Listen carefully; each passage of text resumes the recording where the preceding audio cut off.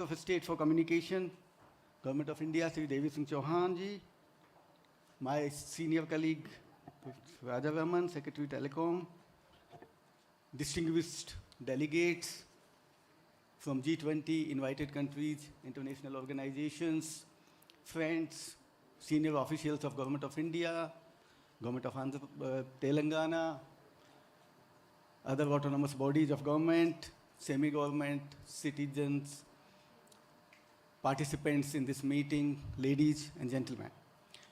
It is indeed a matter of great privilege and honor for me to be here this morning in your midst at the second meeting of G20 Digital Economy Working Group, DEWG as we call it, in this beautiful city of Hyderabad. I am sure, and I have been interacting with the delegates, and they have already explored quite a bit of Hyderabad. So I would like to thank Jayesh Ranjan, the principal secretary here. I think you have really shown them some of the better parts of the city, and I'm sure there will be a lot more to explore. This, as was mentioned, that this city actually, the part of Deccan, which bridges both North Indian and the South Indian civilization. We call it north of Vindhya and south of Vindhya. Vindhya is a mountain range in the middle of India. So that is the bridging city which had its own unique culture, a vibrant art forms, the kind of destination you will see, the kind of food. I am sure you will fall in love with the cuisine of this city. So I think you must explore when you get time. I would like to extend again a warm welcome to all our esteemed guests, esteemed dignitaries on the dais, and all the delegates from G20 members who have come here in this meeting. The global economy has constantly been moving in the direction of digital sphere in recent years, which has opened up new growth frontiers. Digitalization has taken a lead in advancing the post-pandemic economic recovery stage in many industries and economies. Given these changes, the G20's Digital Economy Working Group is a crucial working group that can help geographies and nations to get through any current and future economic crisis. The DEWG has previously discussed building interconnected, protected, and safe digital technologies to develop an inclusive, resilient, and future sustainable digital economy. As the chair of DEWG, India intends to build on the achievements and commitments of the past presidencies while introducing new areas for potential collaboration among the G20 members. In its preparation to host G20 meetings, Indian government has taken a couple of campaigns and initiatives, including the Stay Safe online campaign, which was launched to raise awareness among citizens to stay safe in the online world. This has got tremendous response. A lot of posts on social media, more than 6,000 posts have been already posted. More than 1 million people have actually benefited. There are a large number of quizzes which were conducted, and nearly 100,000 people have actually got certified, past docent. A large number of people have taken pledge on Stay Safe Online. So that campaign has really worked well in all the G20 countries, and I'm thankful and grateful to all the member countries for taking it forward. The second initiative which was taken by Government of India and the G20 presidency was G20 Digital Innovation Alliance. This was also launched to identify, recognize, and enable the adoption of innovative and impactful digital technologies. There again, we have got nearly 1,700 applications. Almost all the G20 countries have appointed their single point contacts. Applications have started coming. As you all know, we are looking at how we can collaborate with the startup community of G20 nations, bring out the best in talent and innovation. And when we meet in the fourth round of G20 working group, followed by the ministerial declaration in Bengaluru later in August, there will be an international jury will actually finalize and select 3 awardees from each of the 6 themes which have been identified. And that will again be a good way of collaborating with our G20 member countries. The first DWG meeting was held in Lucknow, as you all know, where we introduced the 3 key priority areas to be discussed under the Indian presidency. These included promoting cybersecurity in the digital economy, facilitating the development of digital public infrastructure, and encouraging digital skilling and upskilling to produce a prepared workforce for the future. Extensive discussions have taken place across all priority areas where member states have expressed their willingness for future deliberations and subsequent working group meetings and develop a shared understanding of these issues. I will briefly touch upon those when we talk about digital public infrastructure. Now in this second meeting, we seek to enhance further conversations on these said priorities. In the next few days, we'll see the G20 DEWG agenda for the year 2023 will help achieve key tangible outcomes as suggested by the Indian presidency. In today's agenda, in the run-up to the DEWG meeting, today will feature an exciting line of side event on connectivity. This was discussed in the last first Digital India Economy Working Group as well. This will include panel discussions organized by the Department of Telecommunications on high-speed mobile broadband, digital inclusion, connecting the unconnected, and sustainable green digital infrastructure. These will address the connectivity aspects and how digital technologies such as 4G and 5G are at the front of bridging the digital connectivity gap. Subsequently, the G20 delegates will get to experience the Indian digital economic growth, its achievements, and the existing nationwide digital ecosystem through a site visit to the Indian Institute of Technology, Hyderabad. Their live demonstration and working with GI and 6G Internet of Things and use cases will be showcased. I'm sure today's side event will provide a perfect platform to discuss and deliberate on the three key priority areas and the deliverables under them. The DEWG agenda for 2023, I would just briefly mention. India has initiated focused discussion on three priority areas during the first working group meeting, which include 1, the digital public infrastructure for digital inclusion and innovation, 2, cybersecurity for safe, trusted, and resilient cyberspace, and 3, digital skills, building a global future-ready workforce. I'll briefly mention about those now. The digital public infrastructure. Under India's presidency, the G20 will work forward to elucidating the benefits of DPI and offer a cohesive approach to build DPI ecosystem across G20 countries and suit an individual country's requirements. It will also focus to help low and middle income economies in developing DPI ecosystems. DEWG will be an excellent information sharing platform on the best practices, successful case studies, governance mechanisms, and the challenges to scale DPIs. All those will be discussed. Cybersecurity in digital economy.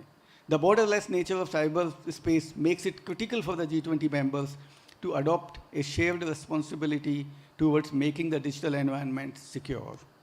The DEWG will focus on developing safe, trusted, and resilient cyberspace in the digital economy, which will build upon existing international efforts towards cybersecurity, as well as the work done by the expert international agencies. The discussion on cybersecurity will also feature cooperation to protect children and youth against cyber threats and existing policy measures taken by G20 members for developing effective cyber awareness programs. Digital skilling. This year's G20 DEWG agenda seeks to carry forward the previous initiative on digital skilling initiated by Indonesia and deliberate on best practices as well as an indicative strategy to develop digital upskilling and reskilling programs across G20 countries. The G20 digital skilling conversation will dwell upon facilitating the mutual recognition of digital skills across different nations. To further strengthen this, we are hosting a multi-stakeholder workshop on mutual recognition of digital skills. This in-person event will feature participation from government, industry, and academia. The digital skilling agenda will also explore harnessing and leveraging the potential of a global digital talent pool. To sum up, over the past 10 years, the digital economy has achieved phenomenal growth. The G20 and the DEWG are now taking the lead in the global discussions on technological innovation and digital economic transformations. I have no doubt that the business and social opportunities in the digital economy will help both developing and developed countries. We appreciate your time and look forward to continuing the conversation, reaching agreements with the G20 member states, and working with the like-minded partners to promote digital inclusion and social empowerment. The G20 and the DEWG's success in establishing and leveraging the opportunities presented by the global digital economy will be highlighted as a possible model of innovative technology use that can be emulated in other parts of the world. Once again, I would like to extend a warm welcome to each of you, distinguished dignitaries, delegates, and participants in the second DEWG meeting, and I wish today's deliberation all success. Thank you.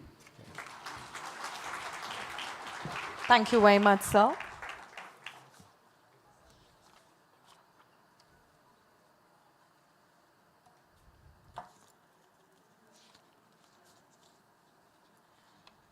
And now, for the introductory remarks, may I call upon the Department of Telecommunications has been at the forefront to provide universal digital connectivity.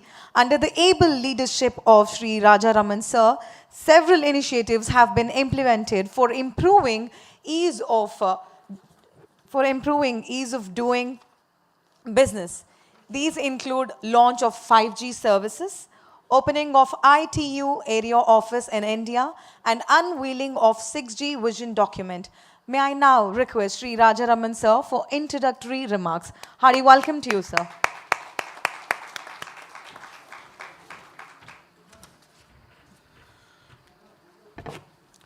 Honorable Minister of State for Communication, Sri DEWG Singh Chauhanji, Honorable Minister for Social Justice and Empowerment, Sri A. Narayanaswamy, Mr. Alkesh Sharma, Secretary MeitY, distinguished delegates from the G20 Digital Economy Working Group, other key officials of the Government of India, and distinguished participants and invitees to this side event which we are organizing today.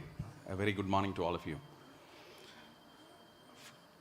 Digital economy is all pervading now. I think that's for sure. I think the rate of change and the nature of the change is what needs to be looked at and discussed. So World Bank, which did a study, I think said that about nearly about 15% of the global GDP can be called as the digital economy. So World Economic Forum, which did a study, says that in about 10 years from now, by 2030, about 70% of the global GDP would arise from the digital economy. So there are very many predictions like that, which all point to the fact that the growth of digital economy is inexorable, and it's very important that all of us understand the insights of this transformation that is taking place, and understand things like how to measure this economy, how to harness this economy for greater public and global good, and so on and so forth. So my colleague Mr. Alkesh has actually explained the way in which I think today and tomorrow's proceedings would be conducted. So it's my duty to kind of give an overall outline of what would be the goal of today's discussion. So today's important side event on the sidelines of the second DEWG meeting in Hyderabad is expected to result in very important presentations from a distinguished panel of experts from across the world. So my sincere welcome to all of them, and I extend my gratitude to them for coming and sharing their valuable insights into the various facets of the digital economy. So we have panelists from the government of various G20 countries such as Singapore, South Africa, etc., members of the civil society, academic institutions, startups, international organizations such as ITU, APAC, World Bank, and so on and so forth. So my hearty welcome to all of them. The first session intends to cover the topic of broadband. I think today it's a very important topic, given that it's an important transformative tool. I think especially for the bottom of the pyramid. So it's very important that broadband reaches everyone and no one is left behind. So that is the common pursuit, and G20 stands committed to that, and I'm sure that the deliberations and the discussions in DEWG lead to these kind of very important policy recommendations that enable the individual governments to take forward the job of connecting the unconnected. even in the most developed parts of the world, I think today we still have some people who are unconnected, not to speak of the developing world. So the UN Broadband Commission, for instance, I think some of their estimates say that it could be as high as about 1.5 to 2 billion people in this planet who are left out of the internet. So internet is, as you all know, is a very important transformative tool which could change the course of individual lives. It transforms livelihoods and so on and so forth. So it's very important that we discuss how this can be achieved.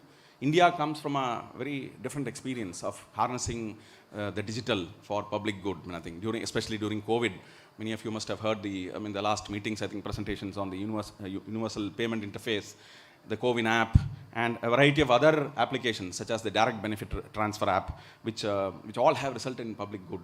So, for instance, I would like to draw the attention of using electronic transfers of benefits of the government directly to the individual's accounts. I think has completely transformed the way in which governance exists in this country today. For instance, the direct benefit transfer application of the Government of India, which is currently being implemented by about 430 schemes across the state and provincial governments, has resulted in a saving of something like $27 billion till date, over the last 5-6 years.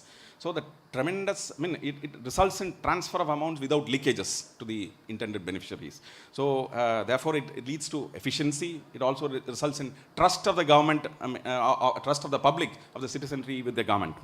So this is something which is completely transformative.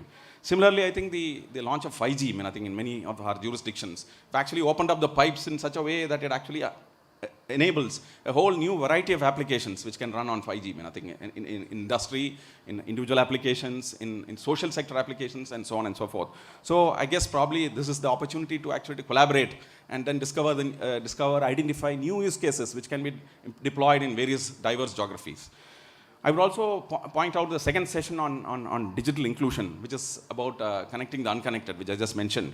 So a lot of discussions have gone on. I think it's very essential that if you look at if you unpack the topic of digital inclusion, it's very important to understand how we can make our broadband services affordable.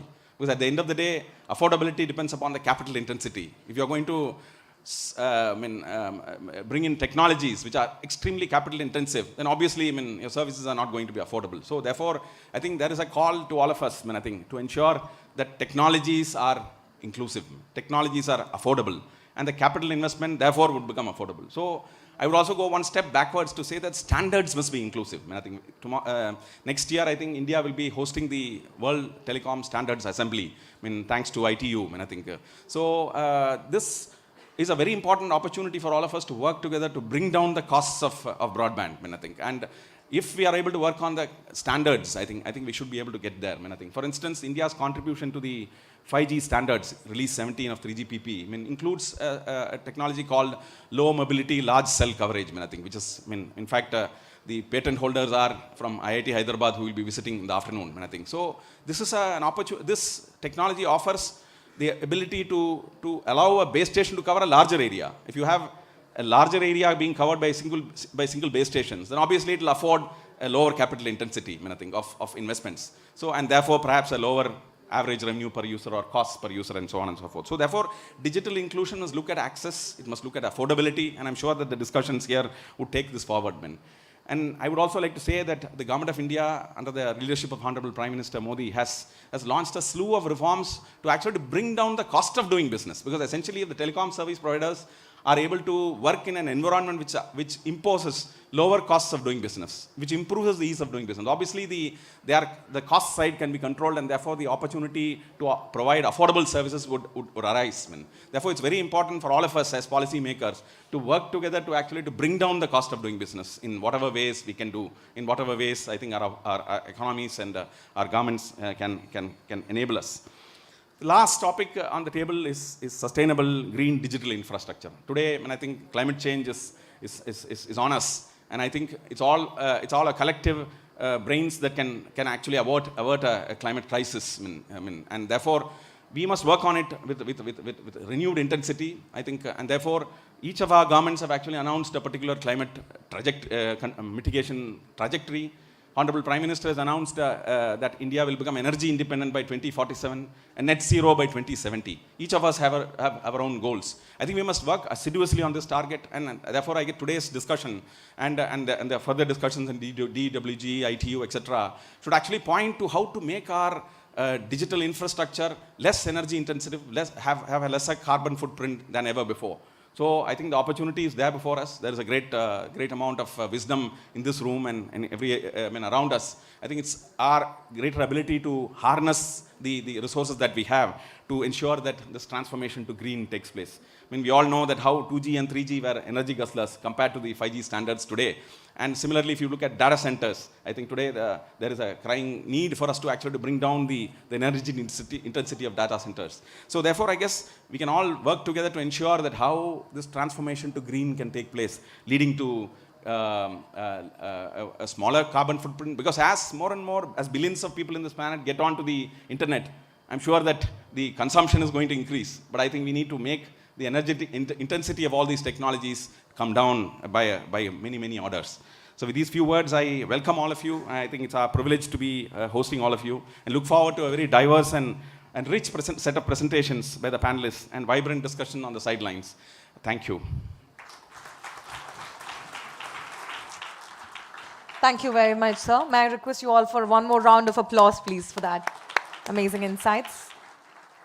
And now I request Honorable Minister of State for Social Justice and Empowerment, Government of India, Shri A. Narayanaswamy, sir, to address the gathering. Hearty welcome one more time, sir.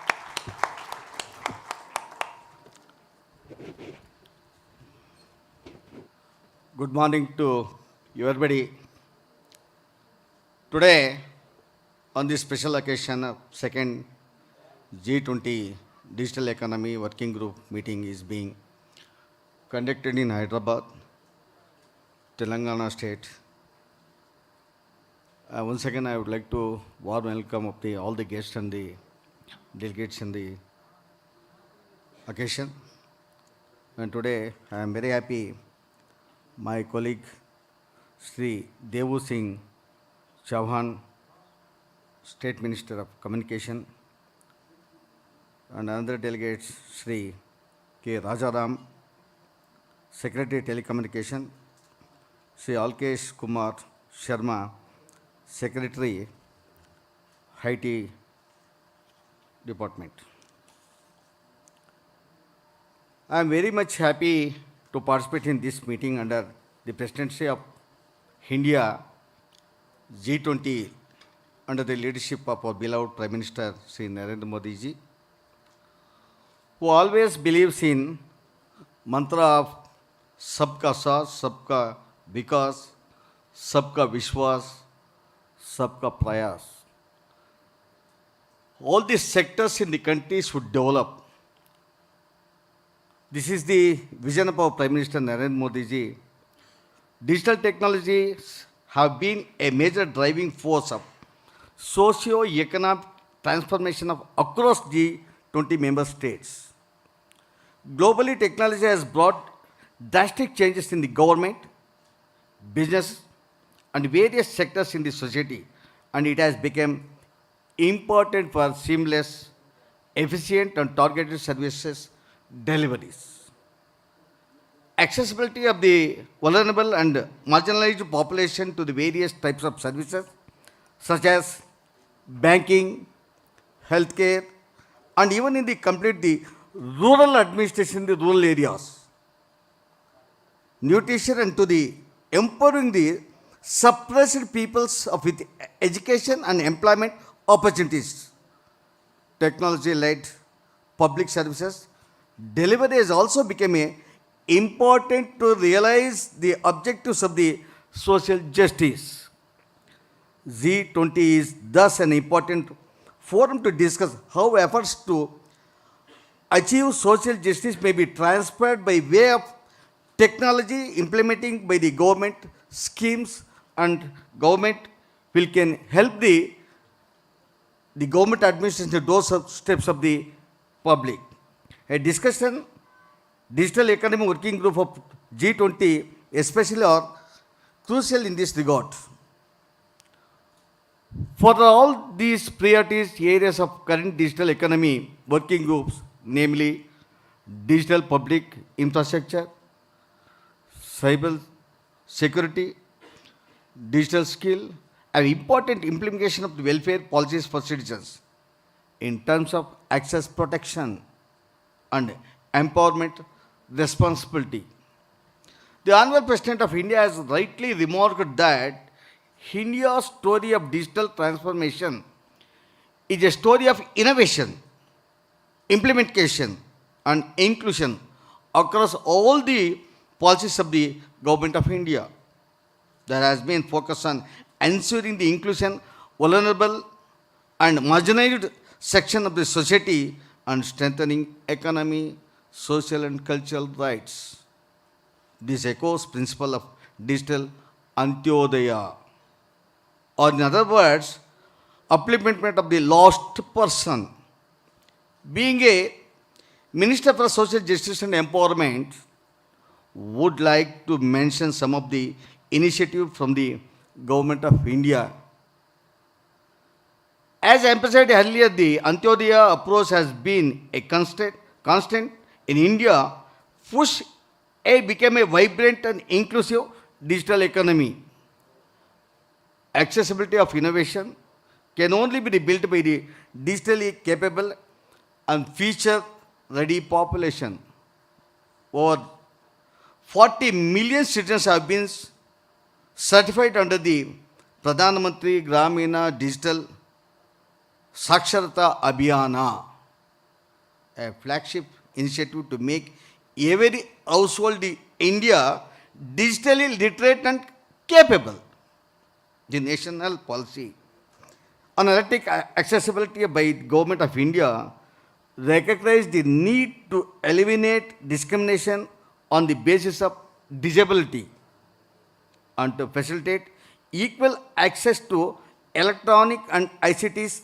The policy also recognizes the diversity of differently abled persons and provided for their specific needs. Ministry of Social Justice and Empowerment in 2015 launched the Accessible India campaigning as a national-wide campaign for achieving universal accessibility for persons with disabilities. Information communication ecosystem accessibility is one of the three pillars of the campaign. Echo passing web contest accessibility, sign language and daily comptaining.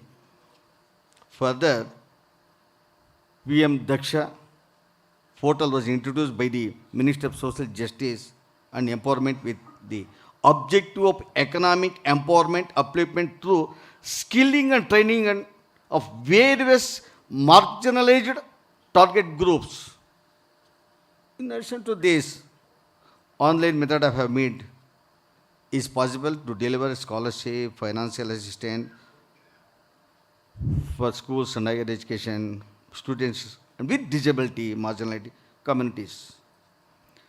Technologies like artificial intelligence are significantly expected to change the nature of the tasks and skills required, further increasing the risk of exclusion faced by disabled population. Thus, ensuring access of technology for the disabled population areas, banking, healthcare, education, which supplement the reskilling and upskilling of initiative for the employment. Thus, there is a need for policies across G20 and beyond that improve awareness, access and empowerment of the vulnerable population in the context digital technologies. These policies may adopt the whole society approaching for formulating these policies. It is a heartening to know that G20 member states have engaged in proactive discussion to ensure inclusivity in the digital economy. This is what is going on today. Second G20 at Hyderabad. Previous discussions and themes of gender equity, socio-economic inclusivity, human-centric approach, adoption of technology by vulnerable population, interoperability and sustainable development have been vital considerations for any inclusive digital economy. It is also encouraging to note that these discussions have been completed by action, such as e-skill for girls under Germany, the menu of policy of options for the futures of work under the country of Argentina, G20 total kit for measuring digital skill and digital literacy under Indonesia, global cooperation for digital innovation, digital infrastructure development. The consideration of specialized needs by the vulnerable groups when using technology for public service deliveries such as language, affordability, user friendliness, and security. Multi-stakeholder partnership to better indefinitely and address context-specific vulnerabilities and needs to marginalize the communities.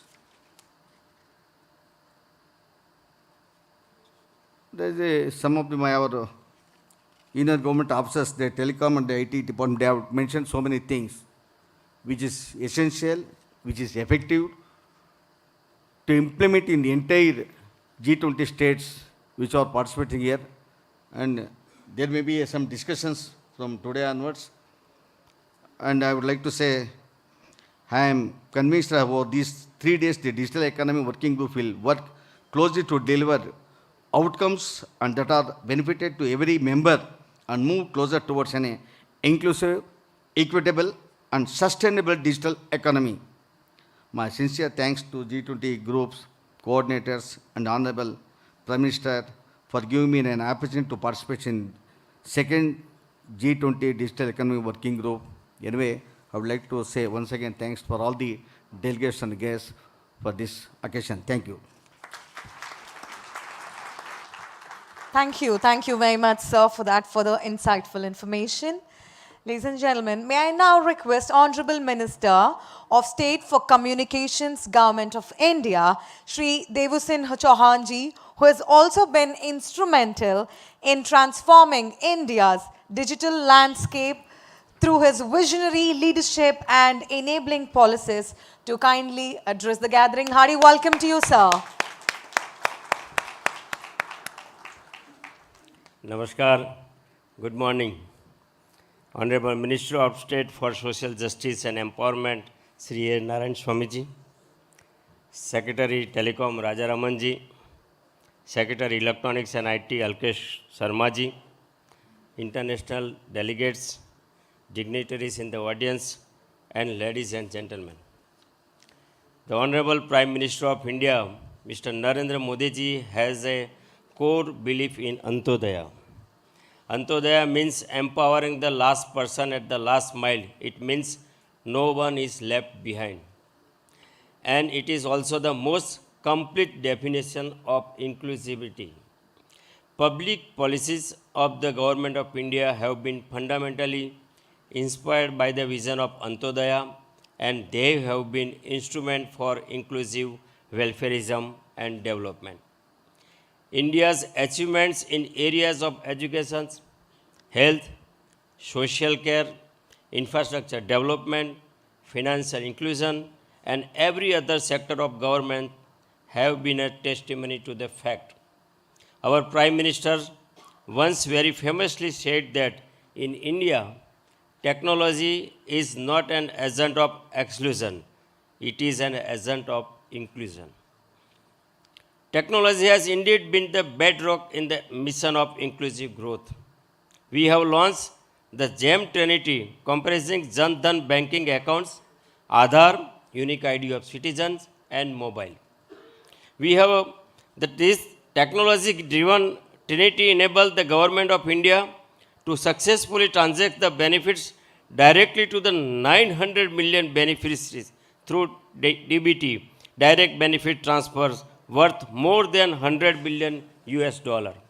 India's Unified Payments Interface, UPI, is another fine example of economic inclusion of masses through fintech. Last month, UPI registered about 9 billion transactions worth 500 billion US dollars. The Digital India initiative in the last 7 years has brought about remarkable digital transformation. Online infrastructure has witnessed quantum growth. With more than 800 million internet users, India has made available various services of the government to all citizens on the click of a button. Telecom network has become the basic infrastructure and is one of the main drivers of economic growth. Therefore, bridging the digital divide has been the focus of the government of India. With consistent policy focus, today 96% of India's 600,000 villages have 4G mobile connectivity. An ambitious project worth more than 3 billion US dollars have been launched to cover another 30,000 villages by December 2023 to ensure coverage in every village of the country. Around 200,000 villages have optical fiber. A plan has been made to cover the remaining villages by 2025. India has recently launched 5G mobile services. With high speed and ultra low latency, 5G will be a game changer for all sectors of the economy. We have covered more than 600 districts with 5G services in less than 200 days, which is the fastest ever globally.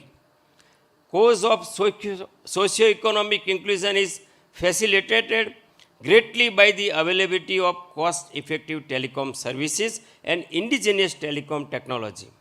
India has the second largest telecom network with one of the lowest data prices in the world. We have developed indigenous 4G and 5G technology in less than 3 years, which has surprised the world. India has also unveiled vision document for development of 6G technology. We are working in mission mode to make it a reality by the end of this decade. Considering India's contribution, capability, and potential in the area of telecom globally, Mobile World Congress has recently given the Government Leadership Award to India. Also, ITU has recently opened its area office and innovation center in India, first in last 2 decades. As the theme of G20 is Vasudhaiva Kutumbakam, meaning thereby that the world is one family. We will be more than happy to collaborate and cooperate with the world to facilitate socio-economic inclusion of every citizen of the world. Thank you. Thank you very much, sir. So for all the dignitaries here on the stage, may I request from all of you to give them a huge round of applause for bringing that very essential data and taking us through the insights. Thank you. Now, there's a small moment of presentation for our honorable ministers. Firstly, may I request Shri K. Rajaraman, Secretary, Department of Telecommunication, to hand over a memento to Shri A. Narayana Swamiji, Honorable Minister of State for Social Justice and Empowerment. With a huge round of applause, of course. Thank you very much, sir. And now, may I request Shri Alkesh Kumar Sharma, sir, the Secretary, Ministry of Electronics and Information Technology, to hand over a memento to Shri Devusin Chauhan, sir, the Honorable Minister for State for Communications. Thank you very much, sir. And now, may I request Shri Bhuvanesh Kumarji, the Additional Secretary, Ministry of Electronics and Information Technology, to hand over a memento to Shri K. Rajaraman, sir, the Secretary of Department of Telecommunication.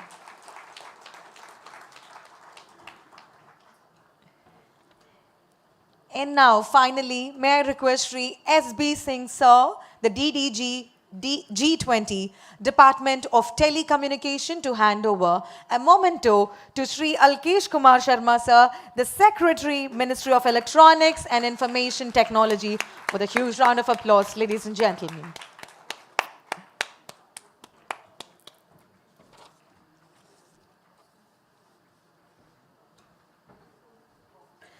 I'd like to thank all our speakers here who have participated in the inaugural session. Thank you very much, sir.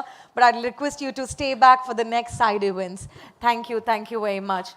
So would you all like to pose for a photo collectively? Yes.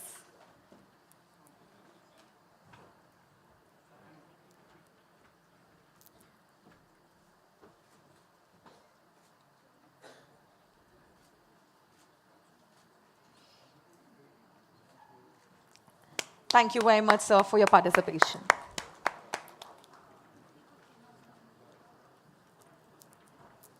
And now may I request all of you to kindly please be seated as we are getting started with the first side event.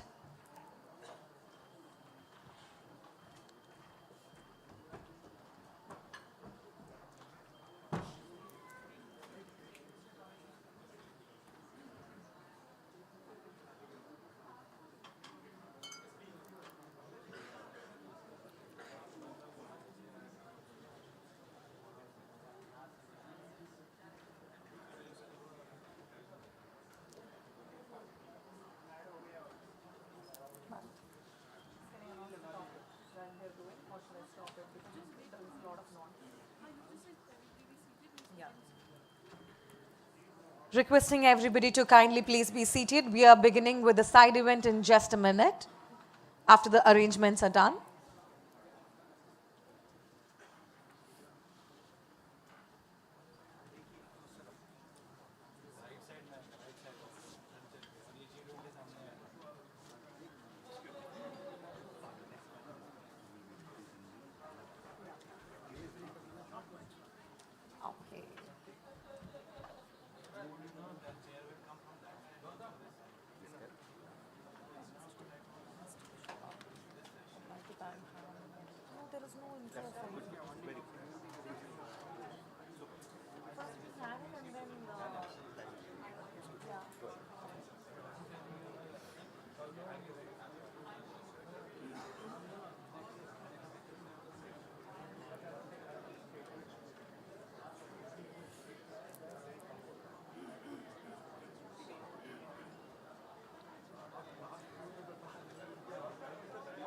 Yes, I think we're all set for the first panel discussion, first session.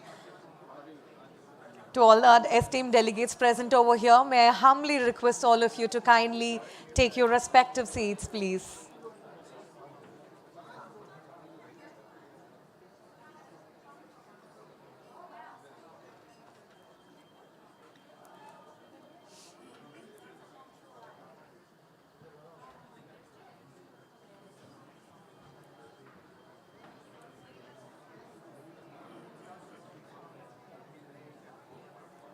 Silence.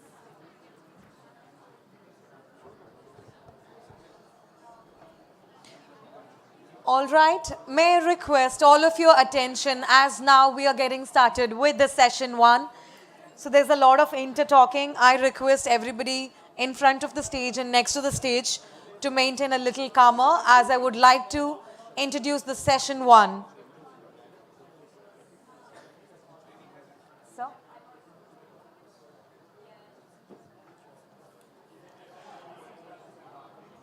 Ladies and gentlemen, all esteemed delegates of G20, it's time for the session 1.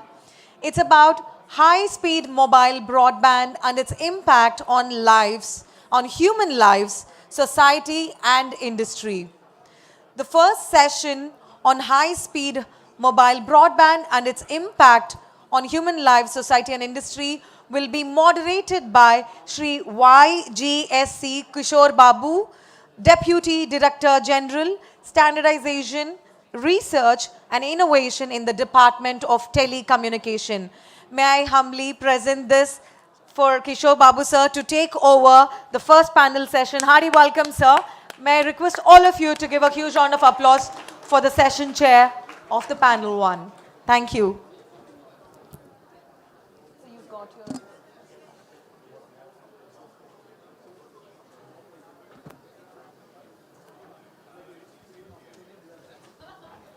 I request all of you to kindly be seated. Our moderator, Kishore sir, Hello. will be introducing the speakers now. So may I request Hello, everybody hello. to please. Hello.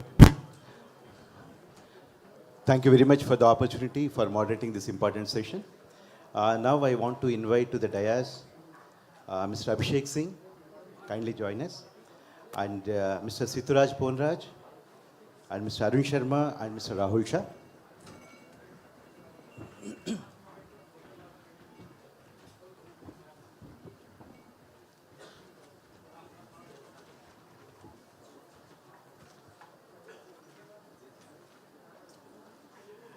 Considering the importance of this session and the distinguished panel members we are having here, let me take a moment to introduce them to this August gathering here. We have Mr. Abhishek Singh, who is President and CEO, National E-Governance Division, and MD and CEO of Digital India Corporation. As a career civil servant with 27 years of experience of governance and policy formulation, he specializes in use of technology for improving governance. He leads major Digital India initiatives, including projects in the field of AI, emerging technologies.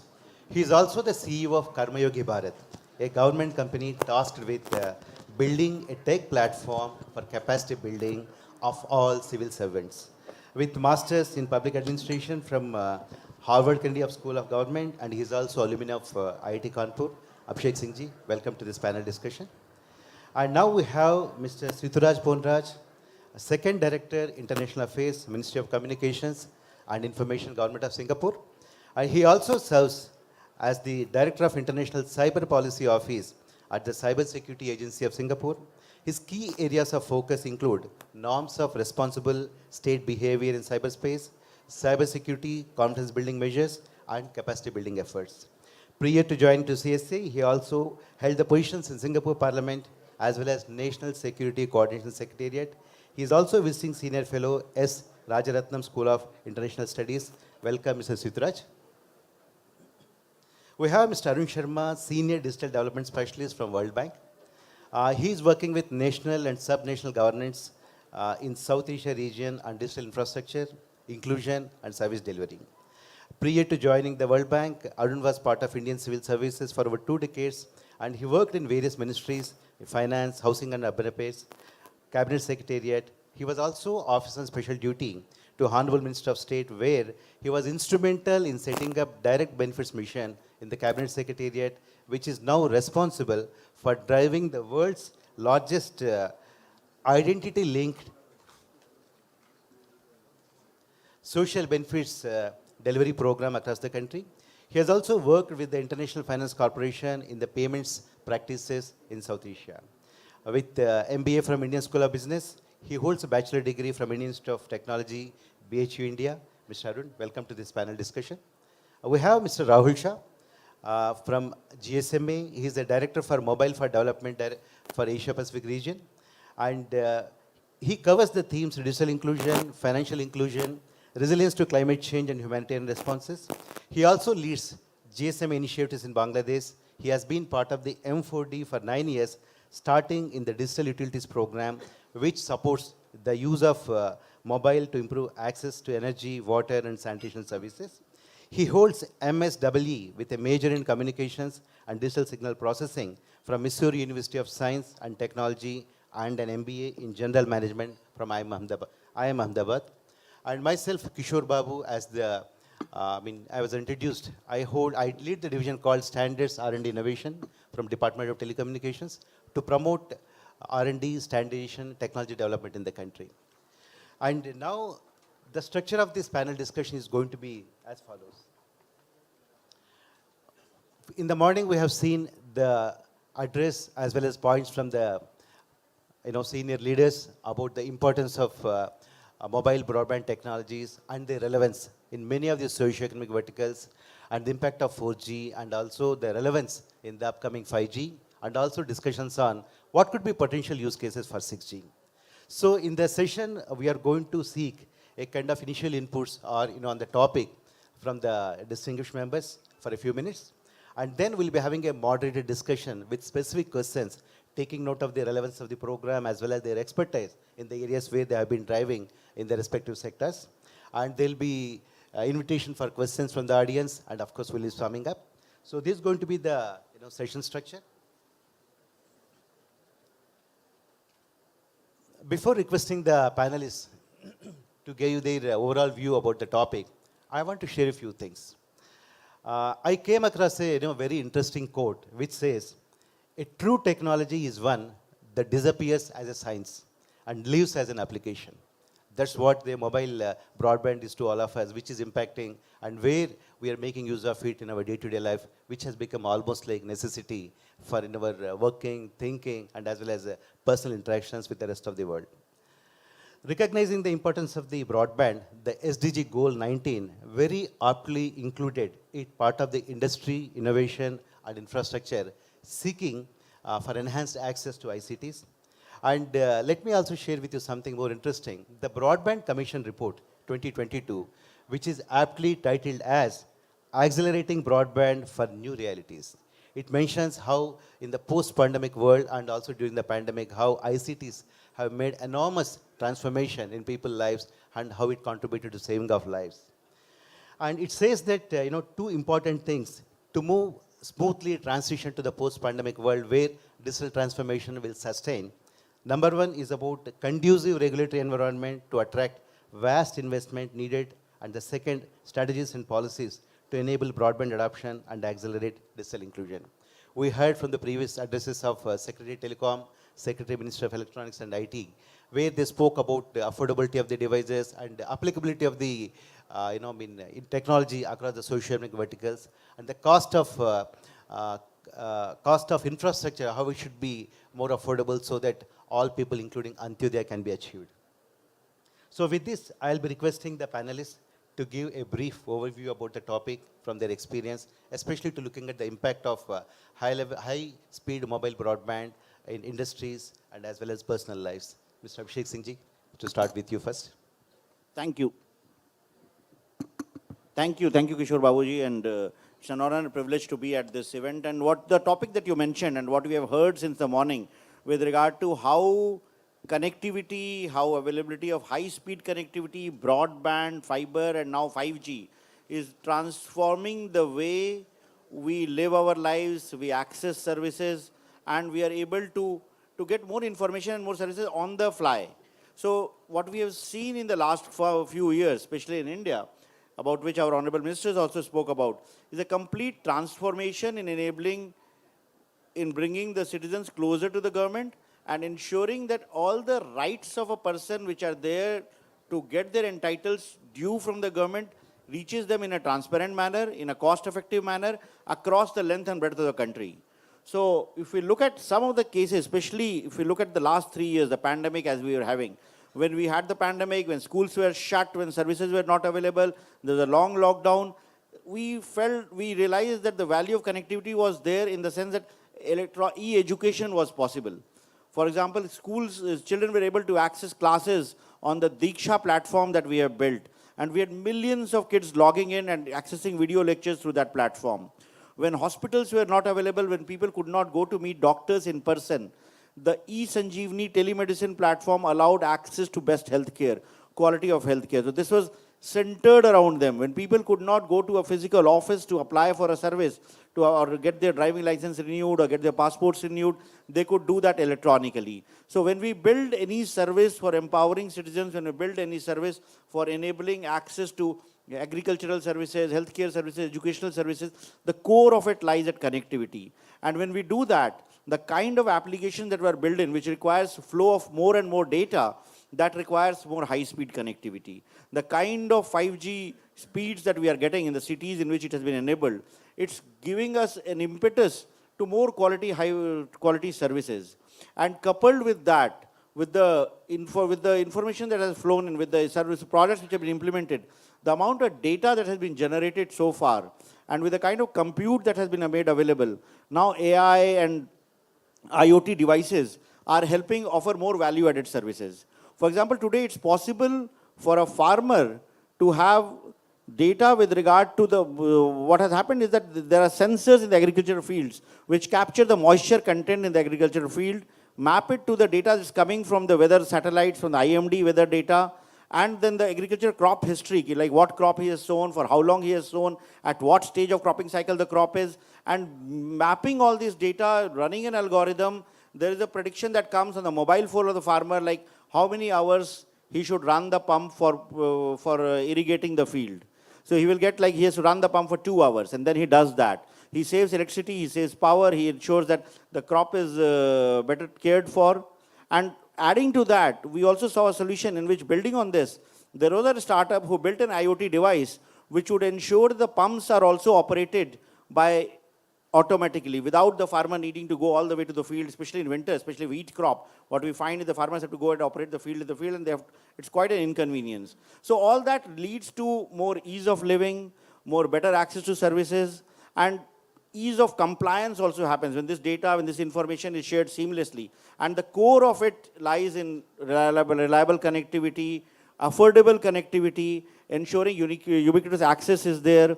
And while we do that, there's another factor that I would like to mention before I listen to the other panelists, is about inclusion, because very often we take pride that we have one of the highest connected countries in the world. We have more than 875 million people connected. But then we also realize that when 875 million people are connected, there are another 500 million people who are not connected. How do we ensure that they are also having access to services? So for that, right from the beginning in our digital transformation strategy, we had kind of concept called assisted access, in which we built telecenters, we built common service centers. We have a network of 500,000 common service centers across the length and breadth of the country, run by entrepreneurs in the rural areas, wherein anybody wanting to have access to a digital service goes there.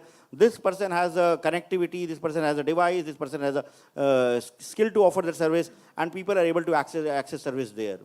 Then the other aspect of connectivity comes in, how do we ensure services are available in all languages? How do we enable voice-enabled services? Then all this, the way technology is evolving, the way 5G is evolving, the way artificial intelligence is evolving, we are able to offer more and more services in all Indian languages. There's a project called Bhashini that we are implementing, which enables access to services with voice-based interface. So today we have, and our teams worked very fast. They integrated with even something like ChatGPT, which OpenAI brought in, and that also brings in the benefit that comes from open interoperable systems, wherein different systems can be integrated and people could actually translate the way they speak. Like in English they speak, it gets translated in Tamil, Telugu, Malayalam, Kannada, whichever language they want, and access information and services as they want. So the potential of high-speed broadband, the potential of 5G, and the coming technologies is huge when it comes to empowering citizens with information and services. Thank you very much. May I request Mr. Arun Sharma for the initial opening remarks. Thank you. Good morning, ladies and gentlemen. Thank you, Mr. Babu, for the question, and Mr. Singh for setting the background. I think with all the speakers that we heard, honorable ministers, secretaries, there's no doubt that high-speed connectivity is essential to the modern society and civilization as we know today. COVID showed us globally what technology can do, how connected we are, and barring the risk of exclusions, which is a risk that we need to factor in, evidentially it's very clear now what connectivity does for an economy. There are studies going back to 1986, and more recently, going back up to 2020, if you look at them, all of them show without doubt the impact of, the positive impact of connectivity on an economy. There are various sources that quote that every 10% of penetration in connectivity leads to anywhere from 0.5 to 1.5% of GDP growth. But if you go down to it, if you drill down further, and there are more than one study that that proves it, it shows that between the spectrums, between the generation of connectivity from 2 to 3G, this growth was more, it was almost 10% more. From 3G to 4G, this growth is 25%, and 4G to 5G, this growth of GDP is estimated to be much more than 25 to 30% in the overall economy. So that's the broad background where we are. Personally speaking, if I were to ask, I don't think there would be anybody in the room that does not have a smartphone, is not connected. There are guest Wi-Fis available everywhere. What that does is it creates, I mean, digital for all its worth and for all its positive outcomes is a very closed system also. People who are missing, you don't see them. They're not physically available, they're not there to be counted. And therefore, it becomes a duty for us who are here, governments, private sector, civil service organizations, to ensure that inclusion takes place, because digital division is not the same as physical divide in a country in the inequality paradigm. It's far, far more. And when we dig down to that, it's gender, it's demography, age of the population, trust, and so many other things that we tend to miss out in the beginning. But as we move ahead with our policies, having policies like right to owning a device, right to access to a device, we've not thought about it in any setting. But if we do, we'll pivot around this thinking. Mr. Singh alluded to all the services that governments are providing for the citizens in assisted models and non-assisted models. But then the distance for a person who's never used the technology, and this may be a smart feature phone or a low-cost smartphone, it becomes more and more challenging. We all have aged parents who find it difficult to operate a phone if you were to give it to them. The simplest of apps looks daunting for a person operating it for the first time. You talk about payments, you talk about sharing health services. If you don't have a background, if you don't know how it works, it makes it more difficult. So that's where we are today. And things like Bhashini that Mr. Singh spoke about, language models that we'll see real-time translation and transcription. We need to ensure that we all move together, because as I said, the risk of exclusion is far more in the digital world.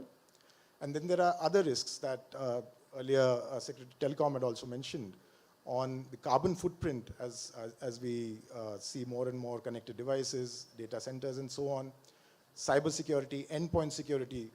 The more we push our economies on the digital scale, more of these risks will come in. Thank you. Thank you, Arun. Rahul Sharma, over to you. Hello. Yeah, I think you can hear me. So I'm Rahul Shah. I work for the GSMA. And the GSMA is the global organization that unifies the mobile ecosystem. I think a lot of the points that have already been mentioned echo very, very strongly with us. So I'll fill in a few details, with statistics. I don't know how many of you recall that maybe 3rd April 1973, which is about 50 years ago, was the so 3rd April 2023 was the 50th anniversary of the first mobile phone call. Yeah? So in the last 50 years, the mobile industry has made significant progress and contribution to economies and societies. We now have about 5.5 billion connections, unique subscribers around the world, and we expect to hit 6.4 billion by the end of 2030. You mentioned SDGs and climate. I just want to fill in a little bit on that from the GSMA's perspective.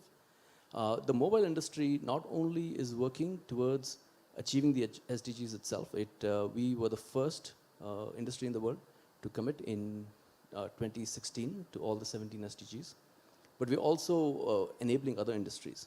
On our side, climate, we have a specific work stream on trying to get our operator members to adopt renewable energy. So we have now just recently reached 25% of the energy that operators use is now sourced from renewable sources. This used to be much less in 2020, about 14%. So significant progress is being made. Our operator members are also committing to science-based targets. So I think the mobile industry is doing its bit. And we measure ourselves on the progress on SDGs. We think we are at about 50%, so 53% of the impact we can have. So long ways to go still, but a lot of progress being made. On digital inclusion, I think we know the next panel will talk about that, so I won't touch too much about it on it, but it is a key priority for the GSMA. We think of the gap in digital inclusion as two gaps. One is the coverage gap, and this is the one that gets a lot of attention usually. A lot of programs initially were designed to close the coverage gap, which is access to a mobile signal. Are you covered by a high-speed broadband mobile signal or not? And about 5% of the world's population is lacking access to a high-speed broadband mobile signal.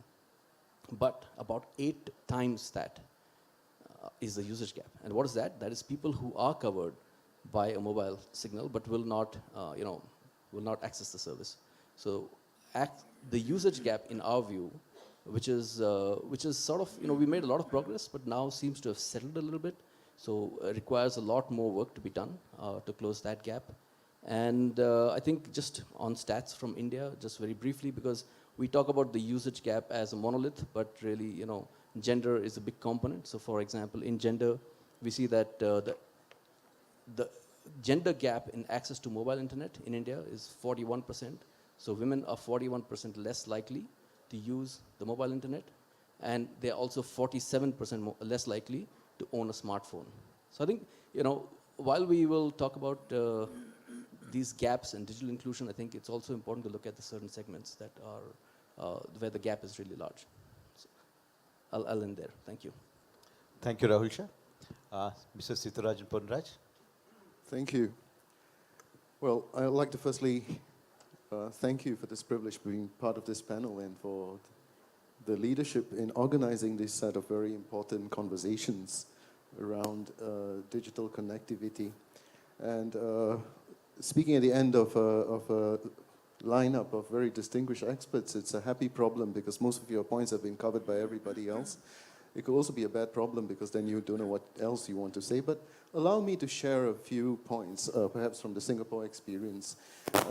As we know, interconnectivity and smart innovation that is enabled by faster internet speeds, lower latencies, reliable connections, and even reliable higher device connection density have the potential, as my distinguished co-panelists have spoken, to transform not just the way we think about technology, but the way in which industrial processes work, our businesses deliver services, the delivery of government services, and also commercial services. At the same time, this higher connectivity, high-speed connectivity, also just does change the way we consume these products and services. The way consumer patterns have been changed by this technology is immense. So this is to say that societal patterns have been changed, as well as business patterns and industry patterns. And given this massive potential of higher connectivity, digital connectivity to transform lives, I think from the Singapore experience, which is the same as shared by many other countries, is that we need to constantly keep ahead to plan for the future so that we have future-ready, resilient, secure digital connectivity that many of my co-panelists have talked about. And Singapore has certainly made significant investments ahead of demand for our in our digital connectivity infra to become, our vision is to become one of the most digitally connected places, a place to do business, to work and play, using the immense benefits of digital infra. And this is one, by example, is the decision to shift to standalone 5G networks.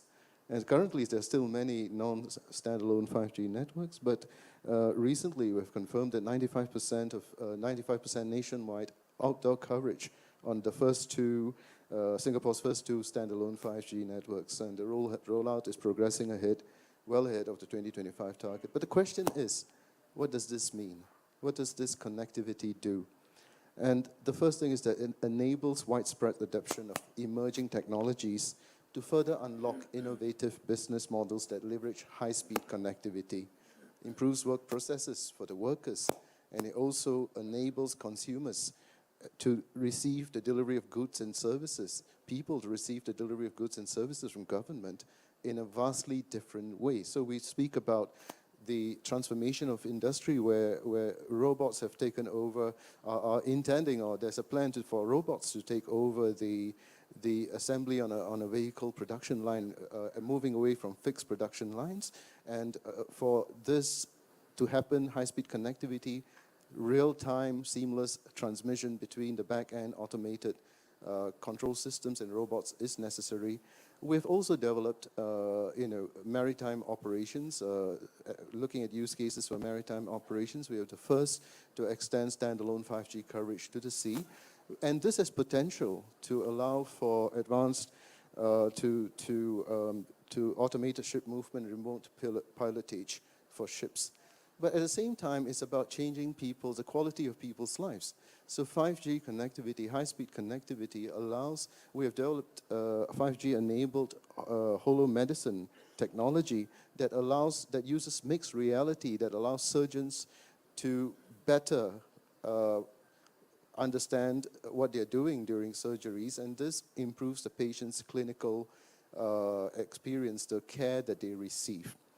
However, this is not just at this point. As many of my co-panelists have spoken about, it's not just about improving the capabilities in order to reap the economic benefits. I think digital inclusion is something that my co-panelists have emphasized, and I'd like to emphasize again, in all countries, in Singapore, that digital inclusion must enable all sectors of the population to receive and to benefit from the high-speed connectivity. And if you will permit me, I just want to speak about a few examples of where we have, in our context, tried to bring digital benefits. And what does it mean? Digital inclusion means to bring digital connectivity at relatively affordable prices. It's also at the same time to increase digital literacy and skills so that the population accessing digital products, goods, and services through higher speed connectivity can do so in a trusted, resilient, and secure manner. So for example, in Singapore, we've got a program called Home Access, where we are trying to achieve a baseline digital access for those who are especially vulnerable, the low-income households, and digital access is subsidized for them. And up to now, 450,000 low-income households have benefited from this. At the same time, there's also a need to look at seniors. And I think some of my co-panelists have talked about the need to enable seniors to access the benefits and the services that are being offered. In Singapore, we've got a Seniors Go Digital program, and we've appointed digital ambassadors who provide basic training so that our senior citizens can approach and access the government services as well as e-payment system services by accessing digital. SMEs are another area. So we have SMEs Go Digital, where we have pre-approved digital solutions that quickly allow SMEs. Now, these are not big companies. These are companies that need to get onto digitalization and reap the benefits as well, but they need help.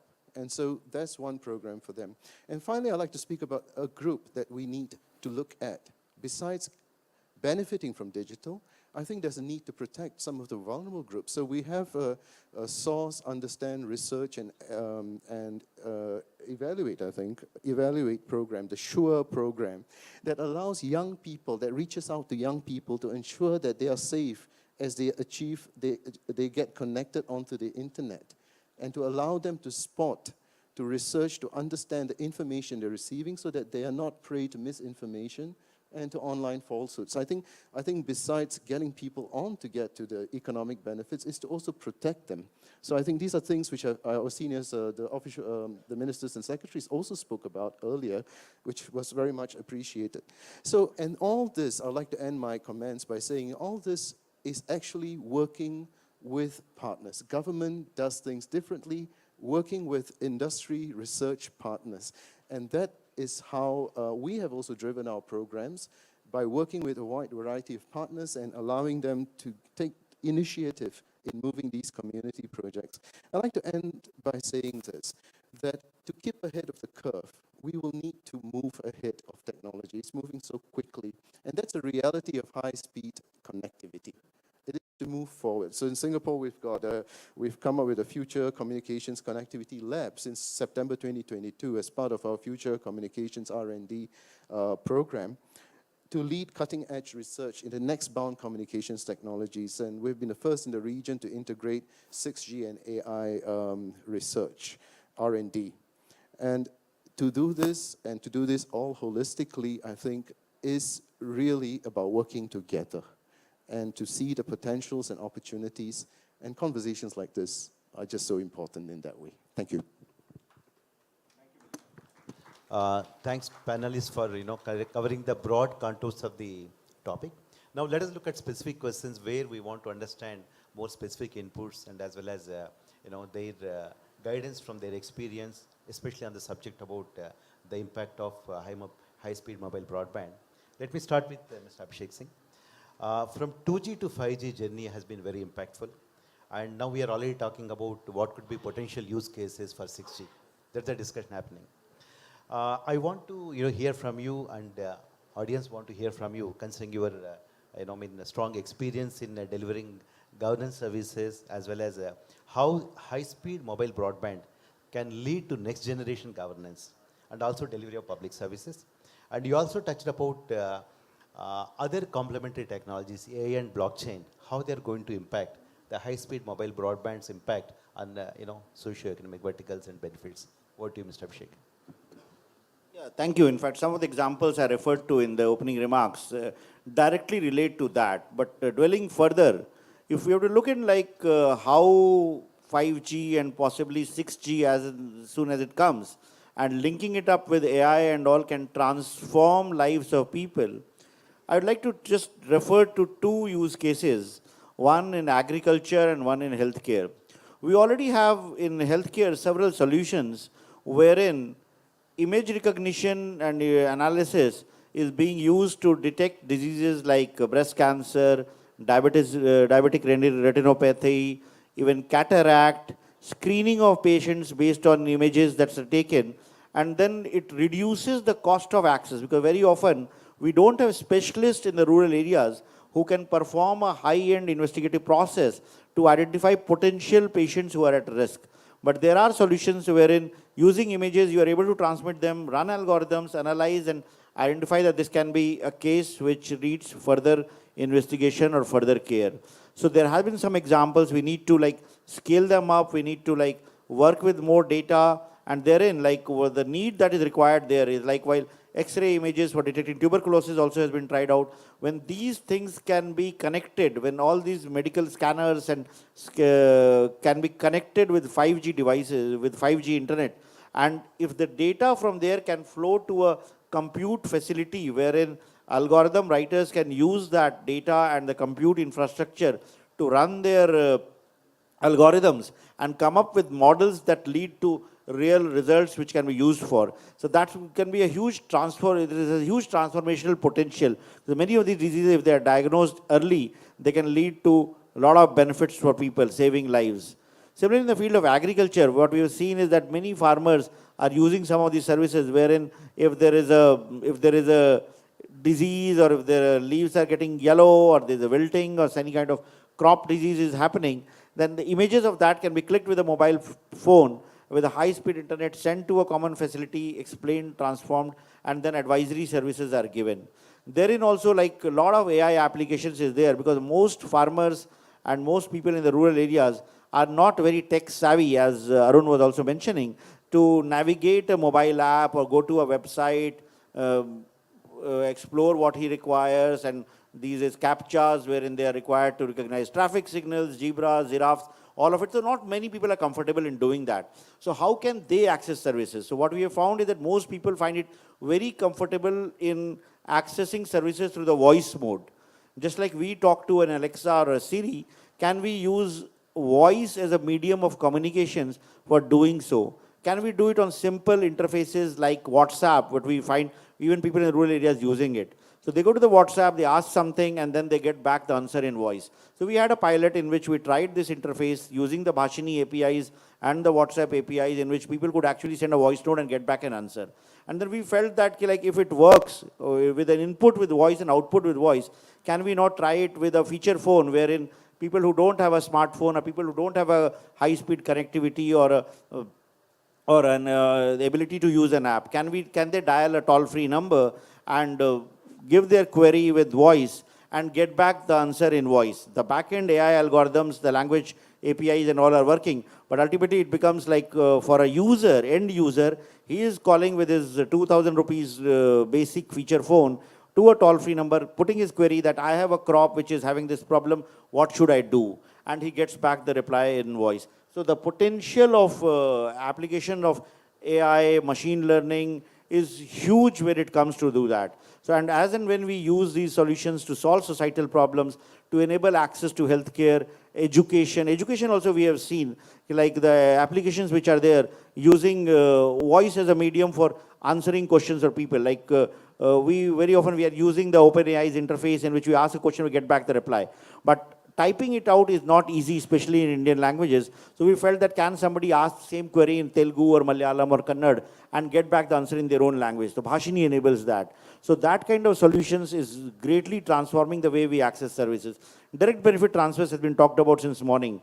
Like during the pandemic, we could transfer more than $4.5 billion of benefits to people who were needing it seamlessly without any delay. It happened because of the Aadhaar infrastructure that we have built up, because of the DBT, the direct benefit transfer infrastructure that we have built up, and people were able to get the money credited in their bank account and access it within no time. We have heard stories about many countries which are struggling to track the pandemic relief checks or the plastic cards that are distributed, but simple solutions like this have worked here. What we need to do is that to identify such solutions globally, where they are, use them, integrate with the 6G use cases, 5G use cases, integrate with the AI solutions that we are working on, and make them more prevalent, make more and more people benefit from them. So that's what I would like to say on this. Yeah. Thank you very much, Mr. Abhishek Singh. Now, let me request Mr. Sitaraj Ponraj. You have shared about the Singapore experience and various specific uses, how you are using high-speed mobile broadband and its impact. When we hear about Singapore, we hear about how a city and urban landscape is getting reimagined, and also Society 5.0 kind of applications. And considering your experience, could you share what are those specific areas which may be taken into consideration when you think about future digital connectivity, especially when we start thinking about use cases for 6G and 5G advanced application, etc.? That's a great question. I especially like the putting together of Industry 4.0 and Society 5.0, especially when you think about the fact that cyberspace, the online space and physical space being increasingly merged in order to balance economic development and providing goods and services. And I think this is where we think of this as a holistic, that the changes that happen do not happen in any one sector, but they actually have benefits which may happen industrially, but they reach to other people, other part of the ecosystem. So, for example, in Singapore, with the Infocom Media Development Authority has got this 5G innovation program, which sort of encourages use cases, works on proposals, and I think it subsidizes around 70% of the qualifying cost of the approved projects. So, for example, the projects on a vehicle manufacturing plant facility, where actually, and I was alluding to it in my earlier comments, where you have 100 robots replacing the fixed production line. And that is only possible because of high-speed connectivity, because you need to have seamless time, real-time sort of transmission between the back-end automated control system and the robots. And they sort of, it changes the industry, how the production of vehicles is done.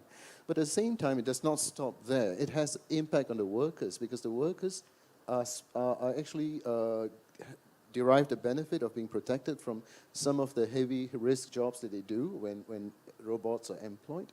But more importantly, we need to think about it also in the terms that workers now will be upskilled to higher jobs, because when you change the face of industry like that, then you need to have data analysts, you have process engineers, you have robotics engineers, so you start moving workers up. But then it doesn't stop there even, it goes to consumers, because 5G allows for this sort of process to happen in industry, then what happens is that you get possibility to choose how to make your car in the way that you want. There's a hyper consumerization, I think they call it. So, you can sort of, and depends, and many of us may have different needs. As a society ages, cars become different, and you may want to have cars, and all that's possible with high connectivity. And the innovative project, urban project, is there's this project to have electric unmanned surface river cleaning sort of vehicle that goes out.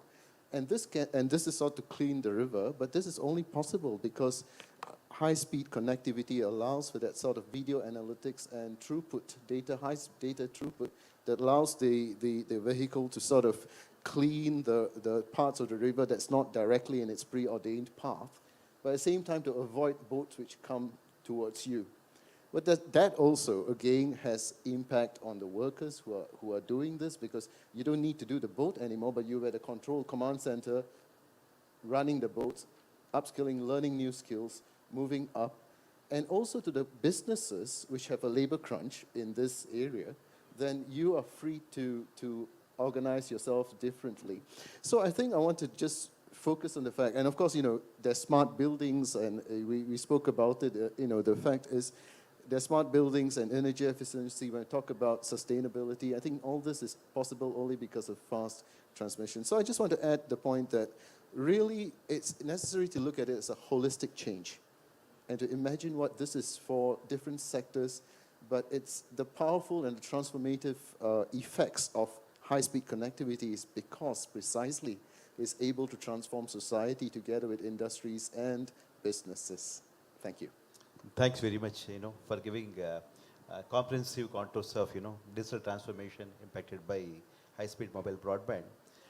In the earlier session, Secretary Telecom also mentioned about cost of infrastructure and as well as affordability of services. We have seen that is one of the key metric for many of the countries to adopt, though the high-speed mobile broadband may be available for them to make use of it for personal as well as industrial use. That is one of the hindrances. So now I want to request Mr. Arun Sharma, how do you think that this rollout of next generation communication infrastructure can be enabled in both urban and rural areas at the same pace? And also, what are the ways and means and models to optimize this infrastructure rollout, devices and services, so that the benefits of digital transformation is available to one and all, especially the way they mentioned about Antyodaya? Yes, over to you, Arun. Thank you, Mr. Babu. I think this is one of the more important questions facing all policymakers, administrators, on how to balance costs and equitable distribution of connectivity and devices. There's a recent study which is soon to be published, done by the World Bank, which looked at 4 country cases in depth, and these countries are Rwanda, Pakistan, Colombia, and Nigeria. And it looked at various factors, from income levels to local manufacturing capabilities to taxation regimes. And this was on the affordability of smart devices, either smart feature phones or low-cost smartphones. That's on the devices bit. On the network bit, I'll come to a little later. I want to share some of the early insights on how to, or what are the cost drivers that impact affordability of devices. So 4 prominent themes came out, and these are material and manufacturing costs, development, operation and profit margin, taxes and import duties, and distribution and sales. Now in the last decade, the first 2 factors, material and manufacturing costs, and the development and operational costs that the private companies do, have kind of been optimized. So there's very little room for improvement there. But on the other 2, the taxation and import duties and the distribution and supply chain margins, there is room for improvement. And this, of course, pertains to each country's policies specifically. But it can result in almost 30 to 40% reduction in costs of devices. So that's one big takeaway. So these are supply side parameters, if you were to look at. But then the demand side for devices it's a complex interplay of gender, demographics, and the ability to pay, the willingness to pay, the access to credit, financing models available, and there markets differ from context to context.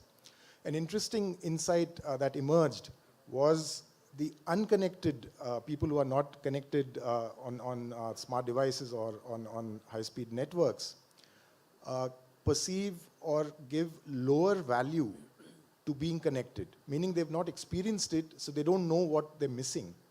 And in that sense, they're willing to pay less, willing to risk a little bit less, so they wouldn't go for credit, or they would like to save up rather than opt for getting a traditional finance or a loan. And that's a huge insight, I would say. Another interesting insight was people buying pre-owned devices, either refurbished or as is, are more motivated and hence likely to adopt more services than people buying even low-cost feature phones. So it becomes a policy intervention, it becomes a behavioral insight question if you were to talk about just the device affordability. And of course there is, as I mentioned, within these factors, there's obviously a lot more complexities than I've just mentioned. And for each context, for each country-specific requirements, there are room for improvement, there is a lot of room for innovation. Then we come to the network, the connectivity bit, whether we go ahead with 4G or we move to 5G, which is very cost intensive. And there are some factors that arise there as well. So the technical selection, the technology selection that becomes important. And as Mr. Sitaraj mentioned, whether we go for standalone or non-standalone in 5G, spectrum costs add up to almost 30% of these cost allocation overall. Backhaul upgrades and policies, we were discussing earlier, there are various demands from the private sector telecom companies on backhaul improvement and upgradation, and even possible auctions there, which is, I feel, an area we should not get into. Giving public infrastructure, land, building for setting up towers, networks, whether that can be declared as a public good, and that can bring down costs of deployment, policies around network sharing. So these are some drivers of costs overall. What are the financing facilities available? We come to the traditional financing. So this study that I mentioned on the device affordability also looked at various models, and pay as you go. So some of the options available are the traditional lending, pay as you go, buy now, pay later, subsidies, and each works in a different context. But overall, pay as you go, because it does not require collaterals, you can offset your costs as you, so the more you pay, more you use your device and your network, you earn a sort of credit. So that's the basic line of pay-go. And that is something that, at least in India, we've not seen it in developed countries. It's been established. And in LMIC countries, that's something that is recommended. But of course, it's a larger question that I would recommend. Thank you. Thank you, Arun, for giving a comprehensive input about how manufacturing costs are already optimized. And looking at infrastructure investment is a kind of investment into the digital transformation. It should not be a revenue generator. Thanks very much. Now, Mr. Rahul Shah, you already mentioned about how GSA members are already committing with regard to using renewable energy sources as well as connecting the unconnected. Being a key driver of socio-economic impact, what are the opportunities for collaboration, intersectoral entities, for delivering universal and meaningful connectivity? Especially this meaningful connectivity is becoming more and more relevant and popular, taking note of QoS as well as QoE issues, especially when you want to experience the impact of mobile broadband. Yes, QoE as well as QoS matters a lot to deliver the end results, especially for the other verticals beyond the personal use. So taking that into mind, What are the technology applications that may trigger broadband utilization for development in rural communities? Because that is one area where, Mr. Arun also mentioned about they not experiencing the relevance of application will be having less, incentivization for them to invest in the new service. Over to you, Rahul. Thank you very much for that question. Actually, and thank you also for raising the point that meaningful connectivity is becoming a term that's being used quite broadly. But I think we need a standardized definition of that. And fortunately, in April 2022, the ITU has published that. They steered a working group, and GSMA was party to that working group. So I won't go into the details because I'm sure this will get covered in the next one, but it's really important to have this internationally recognized and multi-stakeholder framework, which is like an enabler for digital inclusion, because then we can all speak the same language. Right? Rather than going into those enablers, which I'm sure we'll cover in the next one, I'll just talk about it at a country level, what we see as to what has worked or is working or is in progress. We're still all working towards inclusion. So vision from the top is really, really important. Having someone who drives this and has the overarching ambitious goal is a very important aspect. Collaboration within the government is also very important, right? A whole of government approach for various departments to adopt digital is, it may, each has its own sort of goals that's working towards. And digital may not be the solution that pops up in mind at first go, but trying to have a focal point within the government, and then also for the government to collaborate with the external industry and academia. So for example, talking about the 5G Alliance that CDOT is leading, that's a great way to try to engender collaboration with the government as well as the private sector. Finally, I think, again, we talk about, these people should adopt digital, that should adopt digital. But if within the government as well, or within the people who want others to adopt digital, I think adoption of digital by yourself is also very important, because it increases your efficiency and also gives you good understanding of what the challenges might be. To the second part of your question about applications, I really want to actually pick up on what Arun said, because pay-as-you-go is really dear to my heart. And you talked about renewable energy, so I'm going to combine the two things a little bit. The pay-as-you-go model actually started in East Africa, where we had a strong mobile money ecosystem. And it started with very simple solar home systems. People, they didn't have access to any form of the grid, like just not there. And let's say you're using candles to light your home. Pay-as-you-go is what enabled the transition in large numbers from that sort of dirty sources to solar energy. And this was made possible because there was openness from the regulatory side as well to say that, okay, let's not try to over-regulate this, and let's give it a shot and let's see how it grows, and then come back and regulate it. But pay-as-you-go went from solar energy, went to actually LPG, a very interesting application, again, that I was very closely involved with. But I would say, in general, if you wanted adoption, there has to be a reason, right? And what Arun was mentioning about people buying refurbished phones, I think those people are motivated, and that's why they're more likely to do more with their phones. I would say income generation is a very big reason for adoption. So agriculture, e-commerce, these are sectors where you should be able to see, if you do the right thing, that there will be adoption. Aspiration is very important, and that's why I think education keeps coming up. In India and South Asia more generally, I think aspiration to have your children go to school and do more is a very important driver. And that's why you see, people adopting digital in COVID. Also echo the point that, of course, the digital divide became sharper, because there were so many students who didn't have access then. So we do need to do that. And finally, there's going to be life-supporting applications, health, e-health, not for emergency care, maybe, in the rural areas, but certainly for telemedicine and consultative services. And this is India, ABCD still rules. Entertainment's always in the mix. So people will use, devices to download and listen to music, entertainment, cricket, astrology, what have you. Thank you very much, Rahul. We know that we are, between you and coffee break. So we'll make it only for 2 questions from audience. So any specific questions for the distinguished panelists on the subject? Any 2 questions we can take?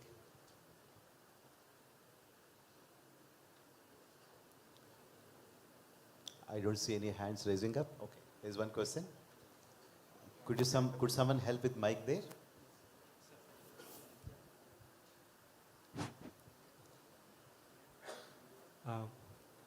I'm one of the delegation from Korea, and thanks moderator and thank speakers for your presentation and sharing your practices.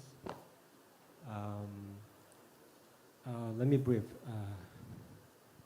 When it comes to build a high-speed mobile broadband, there must be many aspects or points that we have to consider or bear in mind in policy perspectives. For example, secure and resilient networks, connectivity device, and standards, and quality management. Moderator already mentioned it. Finance to build infrastructures, in particular quality of services and its assessment for that.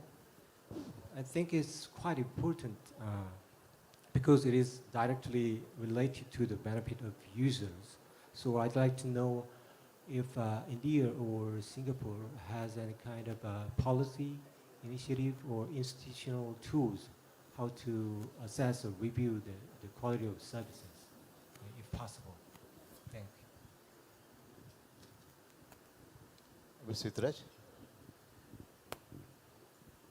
I think the short answer is that for 5G, the use cases are being developed at this point in time. So certainly that would also be a necessity to review, to include that in the proposal as we develop them. But very much, I think it's a matter of moving forward on the use cases and then figuring out how to review them in a meaningful way. But certainly there is, I take your point that reviewing is an important part only because of the impact that such services will have. Thank you. Thanks very much. Second question and the last question, please. Great discussions, awesome points discussed by the panelists. I have a question which I'm not sure who's best suited to answer, but I'll just put the question. A country like India has complexity on both ends of the spectrum. So India is going to add maybe another 100 million plus lives in the next 10 years from a population standpoint. At the same time, it will be testing boundaries on elderly population, aging population as well as the average health increases of the life, which is a good thing. How do we make sure that the connectivity that we put in place is not entirely consumed by entertainment and it goes more to real use cases that you spoke about, whether a farmer benefiting or the last life in the last mile scenario, truly benefiting for upskilling and reskilling. And I know that gets a little bit into regulation, right? Are there any thoughts? What are your thoughts on how to balance the two competing priorities? Any of the panelists would like to take? I want to add, one is about enhancing the capacities and infrastructure so that internet is available to all, irrespective of the use case. And most importantly, when it comes to 5G, especially for the critical applications, you've got something called built-in reliability as well as slicing, which is going to ensure the key parameters and requirements of the end-use application is serviced. That's what my initial understanding. Anything from you? Very pertinent and relevant question, and that's the challenge that we always face, that like when technology evolves, how do we ensure that those who are on the other side of the digital divide, they're also covered, and how do we ensure that we use technology to solve key societal problems? So that remains, while used for technology development, evolution, for whether it's for entertainment or whether it's for developments in, say, driverless cars or other innovation, that would happen. So I would feel that the way technology will evolve, we need to, governments especially need to ensure that those who are in the need for more simple solutions for addressing basic challenges in life, for healthcare, for education, for skilling, for agriculture, for helping lives of people, that is taken care by the public sector, while the private sector will keep on evolving on the other uses where revenues is generated. So this balance would ensure that it's ensured. I would not personally like to advocate that we stop something by law. That would kill innovation, that would kill evolution of new solutions. That may continue, but we need to, from the government side, from the public sector side, we need to ensure that we put in sufficient funds for research, for development of solutions which affect the larger sections of people, whether it's elderly or whether people who do not have access to the most modern tools and technologies.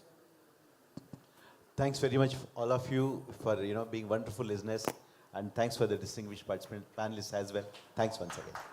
Thank you very much, sir. You've been a wonderful moderator, and the speakers as well have given us amazing, important data.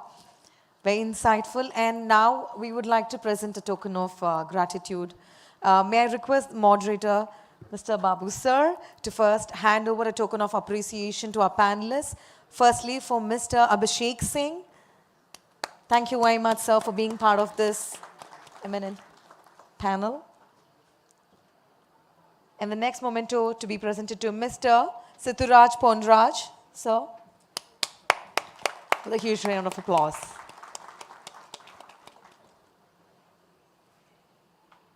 And may I request the next memento to be presented to Mr. Arun Sharma ji.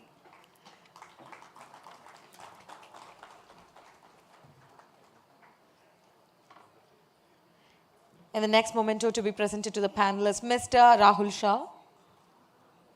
Thank you very much, sir.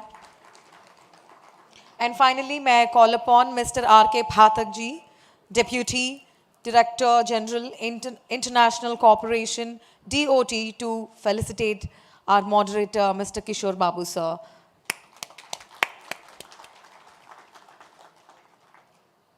Thank you, Phatak, sir. Thank you very much. And should we get a photo op with our moderator and the panelists here? If your time permits. Yeah, of course.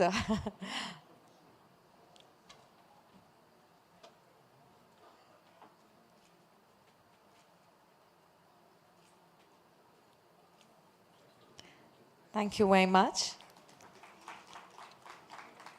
Ladies and gentlemen, before we assemble for the next session, which is the session 2, there is a short coffee break. I request all of you to assemble back in this hall by 11:40. And if the pre-function area is actually full, I request the delegates also to navigate yourself to the Sapphire, where the coffee is being served.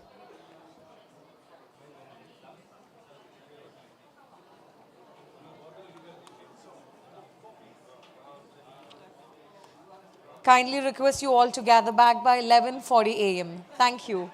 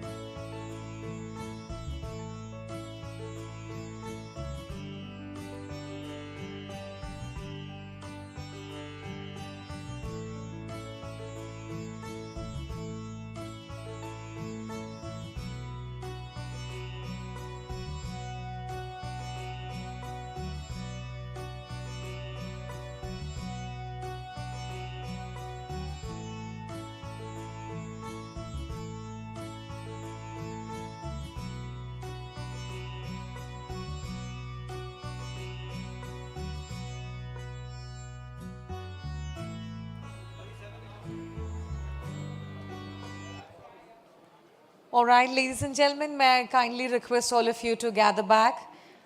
We are getting started with the panel discussion too in the next couple of minutes.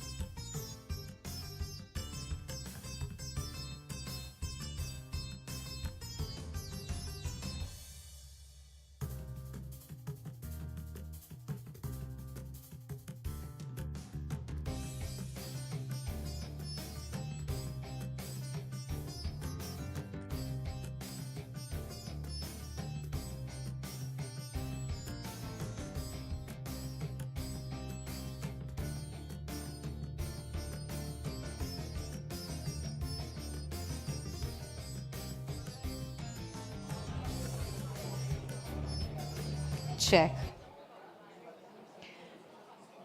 May I request all the delegates to kindly gather inside? Sorry for interrupting your chai.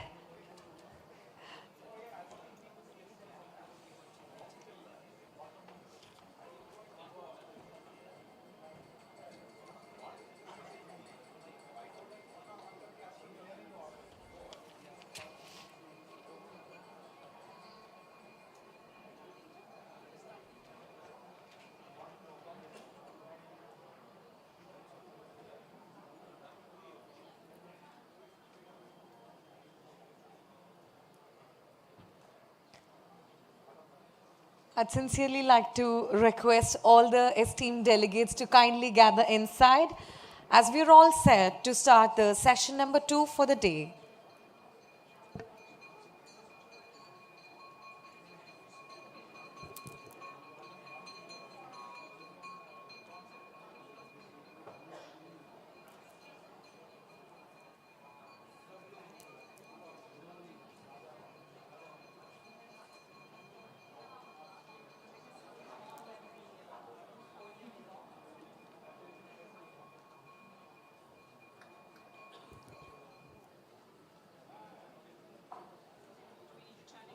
Yeah, at the bottom. May I request the console to activate the speaker's mics?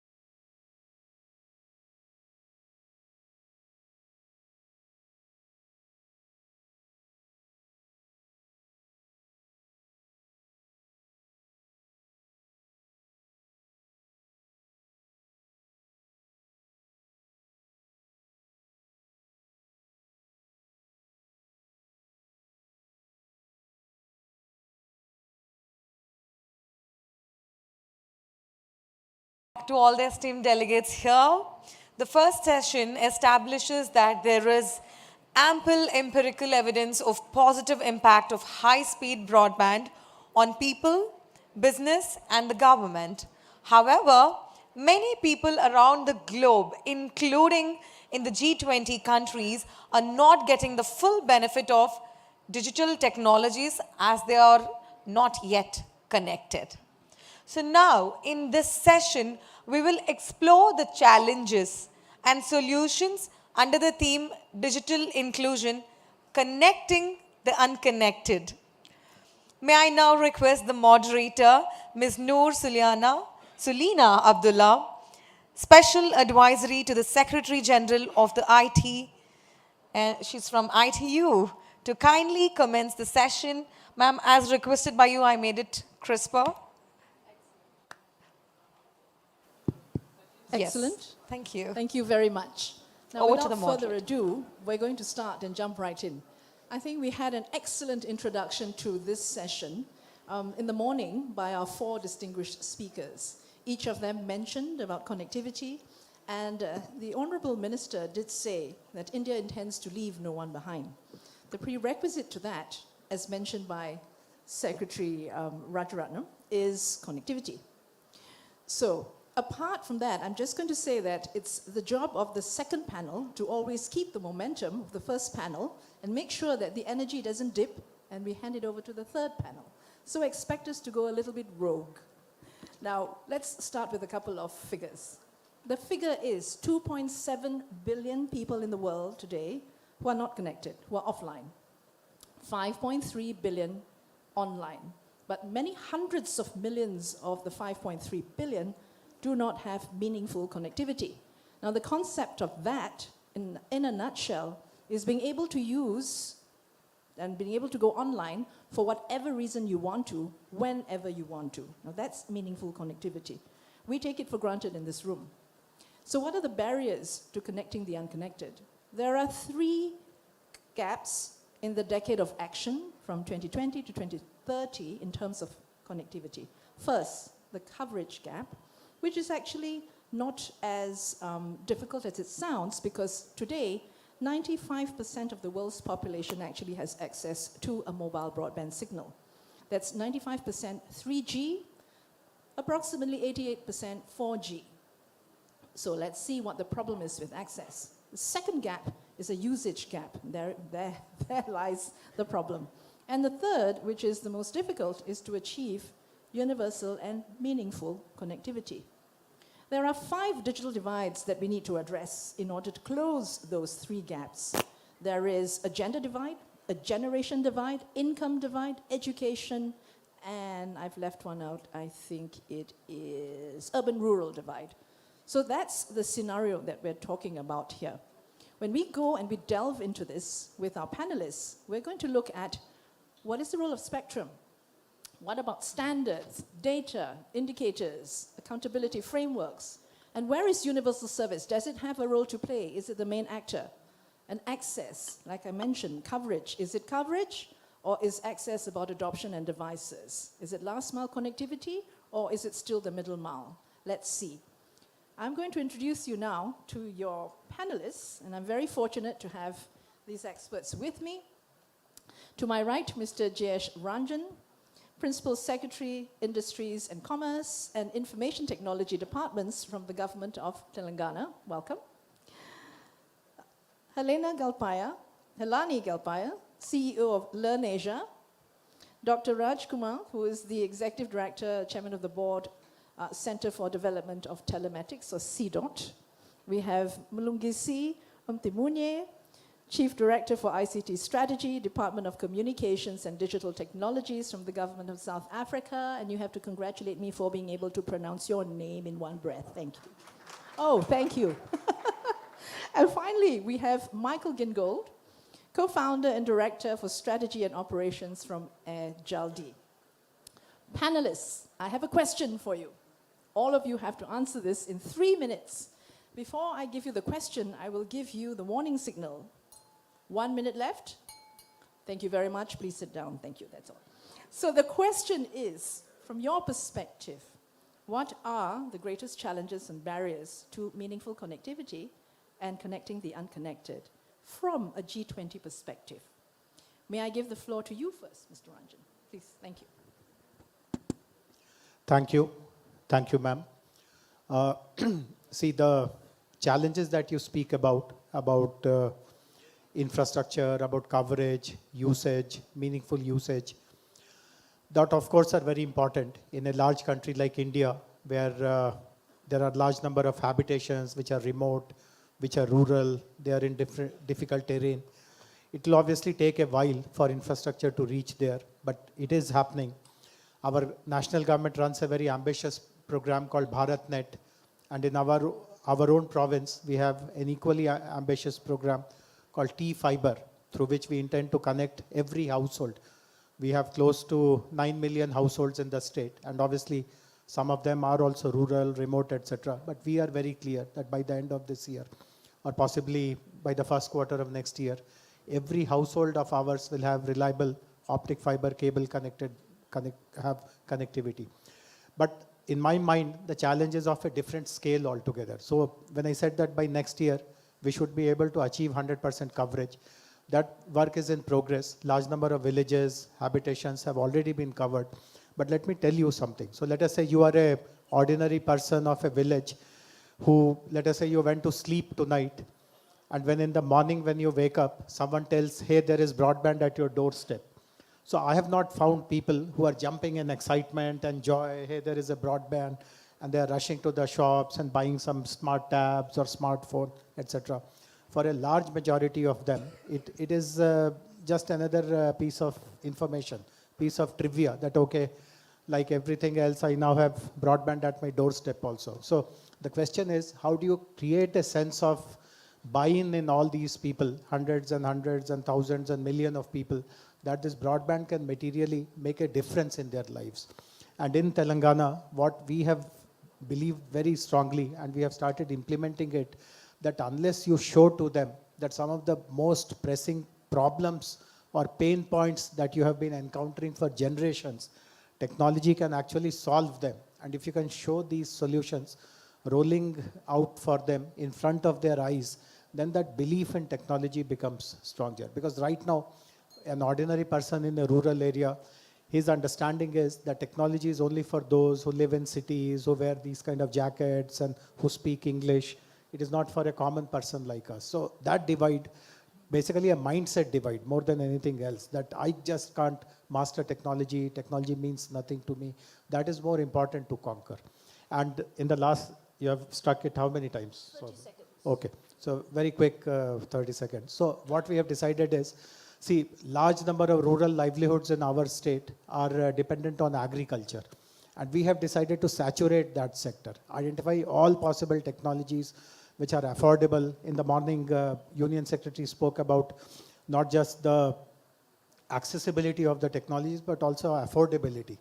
So we are trying to ensure that a whole range of solutions related to agriculture are made available so that a common people sees how his production increases, his cost of production comes down, and then that buy-in comes in.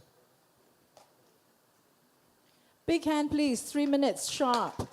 Thank you. Model panelist. I think you raised very interesting points. We all know that it boils down to affordability, awareness of the need to be online, and skills. So let's delve deeper into that. Helani, the next 3 minutes are yours. Thank you, Selena. I think what the challenges are depends on who you are. And let me bring some user perspectives based on 7,000 sample surveyed representative of everyone over the age of 15 in India, another 30,000 from other 23 countries. So when we ask non-users in India, people who have never used the internet, and that's a significant percentage of the people, the top reason they give is that I don't know what the internet is and I'm not interested in it. So there's an awareness and saliency barrier. Second is I don't know how to use it. There's a skills barrier which we really do need to address. The third reason is I don't have access to the right kind of devices. These are the ones that make above 10%, there are of course many other small reasons that 1 or 2% give the answer. And this is interesting because when we do the same survey in, say, Africa, The top reason is the access device and the affordability, and the affordability of the internet connection. So it's very different in India. We all know that India has incredibly affordable internet prices. When you look at league tables, it's at the top of the countries in the OECD for affording under 1% of monthly income, GNI per capita, purchasing power adjusted, for a 20 GB package. So that's really affordable. We have Canada at 11%, much more unaffordable. So those are the barriers. But interestingly, you see, until you've experienced it, this idea of meaningful connectivity doesn't come up. It's experiential good. So when we ask people who are already online in India, why don't you use it more? The top reason is quality. The speeds are not good enough. So it's a difference on, once you, on that curve of adoption, when you've adopted, you want higher speeds. And again, it's interesting doing some regional comparisons. So, in our work, we look at Asia, Africa, and Latin America. Latin America, most, Argentina, Peru, these are countries with 90% or more connectivity and have been connected for a long time. There, for the users, the biggest reason for not using the internet more are they're afraid that their data will be used for surveillance, they're afraid of hacking, much more sort of softer things, which our users are not even worrying about, don't even come up in the top 10 reasons for not using the internet more. So as you experience it more, you worry about these things. And then when we look at Africa, affordability is still, of the calling plan, and the cheapness or lack of cheapness is still the problem. In Asia, it's speed. So that's the range of sort of challenges that we see. And in India, you see the data. Top of the league table in affordability, bottom in OECD in download and upload speeds, kind of towards the bottom in latency. So there's a real problem in meaningful connectivity. Thanks. 258. Well done. Please give her a big hand. Thank you. So we have competition. Dr. Rajkumar, 3 minutes. Thank you. TK. Thank you. I think you took up the point that 2.7 billion are unconnected in the globally. India also, we have a very solid base of 1172 million customers. But if you look at the urban-rural divide, out of 900 million populations comes from rural, and we have just 520 phones, 520 subscriptions that amounts to 58%. When you go to internet, we have around 850 million internet customers in India. And if you look at rural share, it is just 341. This is 37%. So the problem globally is also, India is no different. Definitely the most affected part are Asia Pacific as well as Africa. If you ask me that, what happened, if you look at the infrastructure development across the globe, developed countries had DSLs, optical fiber and cables to reach the broadband, whereas the developing countries leapfrogged with the cellular system, and cellular is the main technology which is driving this broadband penetration. If I categorize all the problems, it will fall under supply side and demand side. The question is whether there is a demand from the customers. Yes, everybody wants broadband. Is there a supply from there? Yes, it will be supplied if it is commercially viable. So what are the constraints in the supply side? Supply side, we have, especially in India, it's no different in other rural parts of the world also.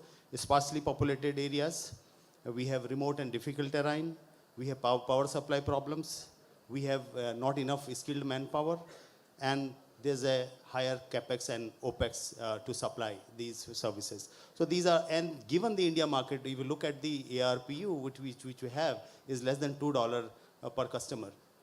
And the data rates in our country is 12 cents per GB. So given this kind of revenues, unless until it's commercially viable, private operators won't go.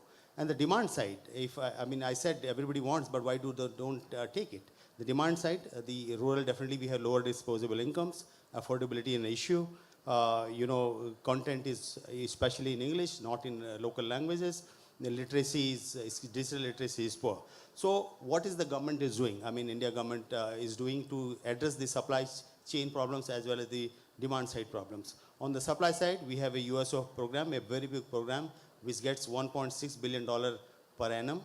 And it runs many programs. One of the programs Mr. Ranjan mentioned, the BharatNet, wherein we have a target of connecting all our 6.6 lakh villages. Currently, we have connected approximately 2 lakh villages with the fiber. So the supply side, so that the infrastructure cost for the operators goes down. We have multiple other schemes from USF, towers. In commercially unviable areas, we established towers. And we, Government of India took the rural electrification program. All our villages are now electrified. I mean, the power supply problems have gone. Government has recently announced a $3 billion scheme for 4G saturation, wherein we said that whatever 27,000 villages not covered because they were difficult and the commercial requirement and the capital was quite high, the Government of India funded $3 billion program to connect all these villages so that at least the 4G goes in all these villages.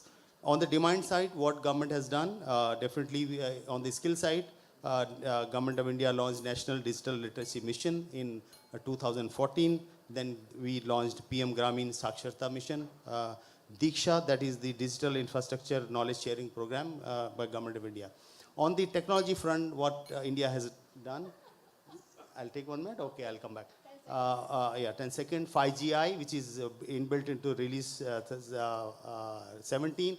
India is participating IEEE PEAS 2061, which is a frugal 5G, which will provide affordable broadband. I'll come back later. Thank you so much.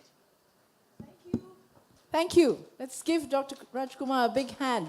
But in the running, and top position is still Helani. Mlungisi, 3 minutes. Thank you. Just speak. Thank you. Oh, thank you. I'll take it in a South African context. For us, the importance of connectivity is at the level of basic human rights, at the level of a supply or availability of water and electricity. And we've taken it that for us to achieve the goals that we've set for ourselves in terms of the digital economy, that a population that has unfettered access to connectivity is important. So issues of accessibility, affordability, availability, cost, and infrastructure coupled with connectivity, high speed, and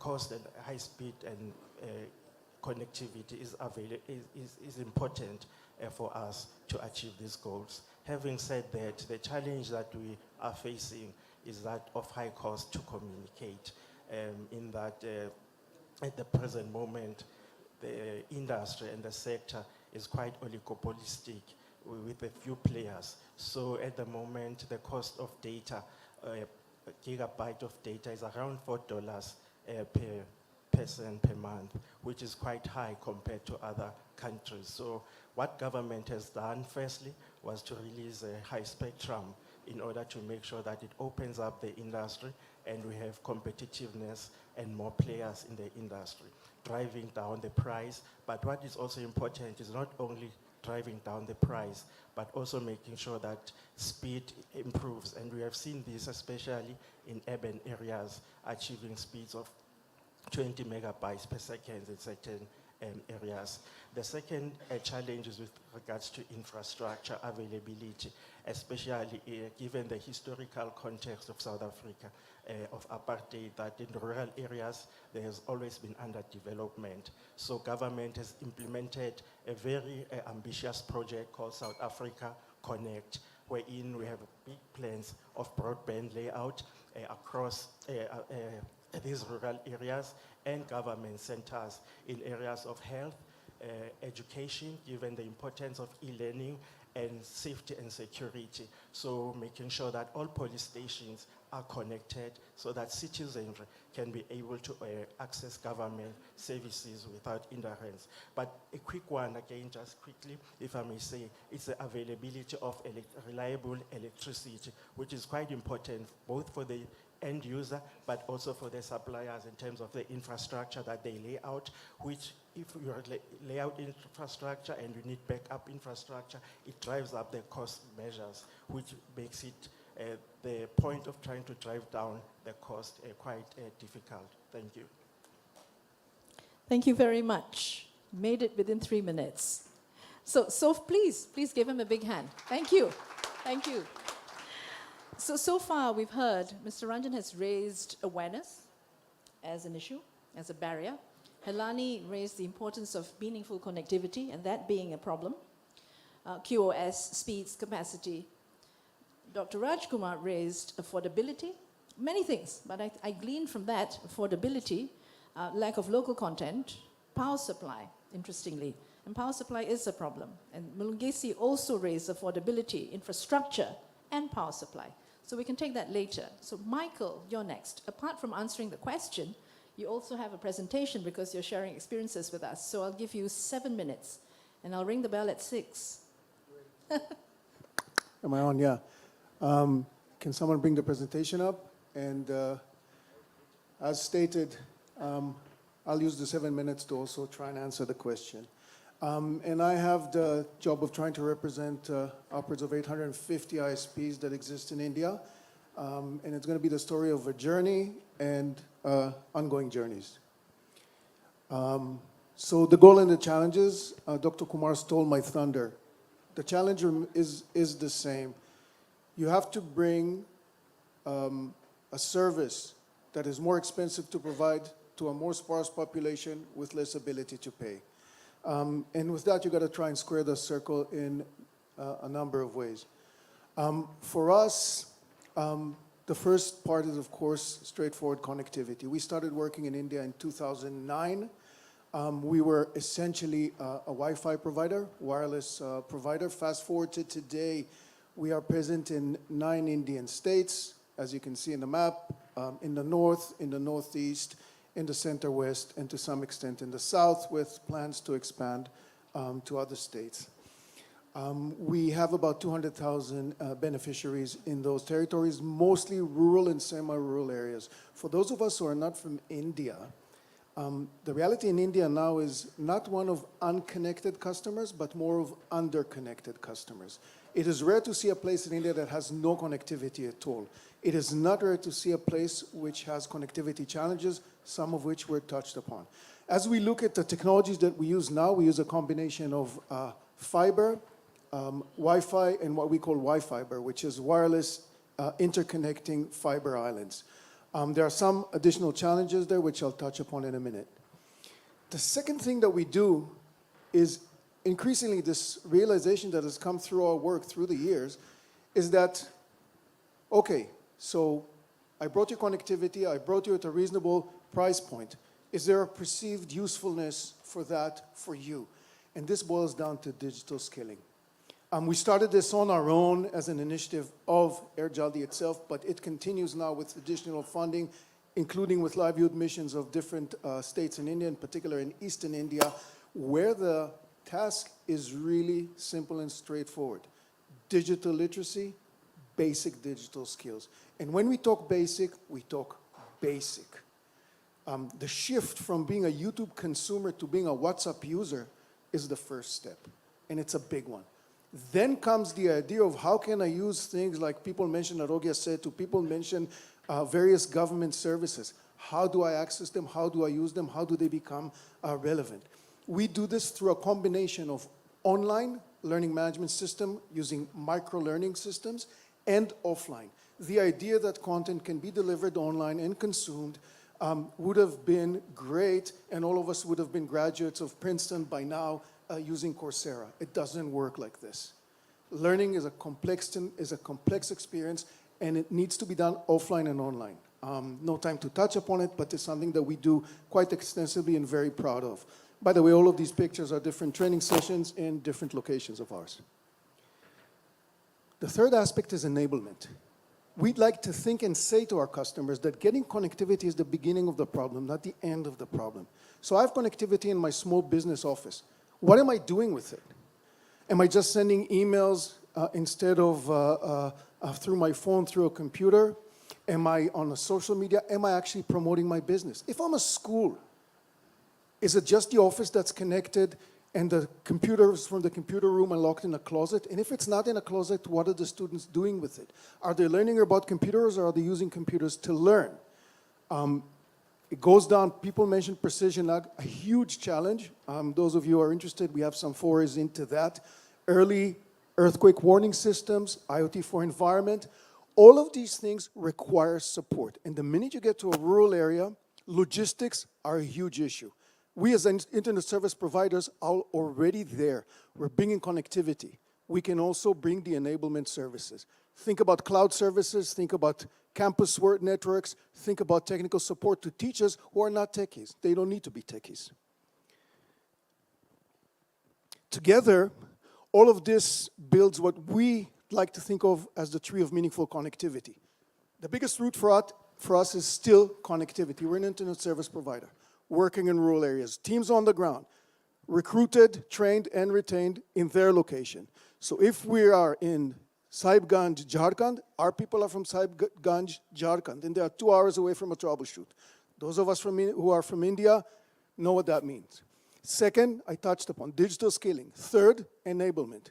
This meaningful connectivity roots develop a tree that we hope leads to contentful connectivity. Contentful as in full of content and leading to content for the users. And that is the challenge. How do I make internet connectivity meaningful for me? So the journey continues and the challenges linger. And getting to the question of, what are the biggest challenges? And I think Secretary Ramarajan touched upon it. When you spoke about the need to make an open playing field and to enable policies that enable connectivity. I think a lot lies in that. In as much as possible, if I would be a policymaker, whether it is in India or in another G20 country, I would say, what are we aiming for? We're aiming for purposeful connectivity. What barriers do we need to release? A quick set of barriers. Radio frequencies. Unlicensed frequencies have an amazing potential to increase connectivity. There are examples from all over the world of frequencies apart from Wi-Fi that could be used. Let's do that. Even playing field. You need big players, you need medium players, you need small players. Are they all given the same type of environment? Physical infrastructure. It was touched upon by our friend from the World Bank earlier on. Are we using all the municipal furniture that we can use and the infrastructure of BBNL? These are some of the challenges. There are many more, but it's a brilliant journey. Happy to be in it. Thank you, Michael. Thank you for keeping to time, and so that takes us to the second part of the session now. If I'm not mistaken, and I'm looking at our organizers, I have 25 minutes left. And I'd like to devote 15 minutes of that time to an open discussion among the panelists. Interestingly enough, policy was finally raised by the final speaker. Michael, you raised policy, the role of policy. What is the role of policy? Do we have policies which are fit for purpose? Are they conducive for connecting the unconnected? How do we bring in the investments? Now, some of you mentioned also spectrum. I think there was some mention of gender figures in the first panel, or maybe by one of our four distinguished speakers. Helani, I'd like to ask you about gender. Let's talk about that, and let's see where we get. Now, the proposition that I'm going to make for this one is that at 95% coverage, everybody in the world has, 95% of all people in the world have got mobile broadband access, at least they're covered. So the 5% gap, those who, anybody who is connected and can get connected are already connected through multiple devices. I have 2 devices on stage. So those who are not connected really have a problem. How do we do that? If we put our interventions and cast it wide, it's not going to be helpful. So I'm trying to allude to data. Do we need data? Where are they? Why are they not connected? Let me get the conversation going. Who would like to go first? Helani, let's go. Okay, I'll pick up from where Michael left off about making this relevant. How do we get people to use this on a day-to-day meaningful basis? Because I think we need to admit, even though the audience is full of supply-side people and ministers, the killer app is social media. That is what drives usage, right? But we saw a really interesting natural experiment during COVID.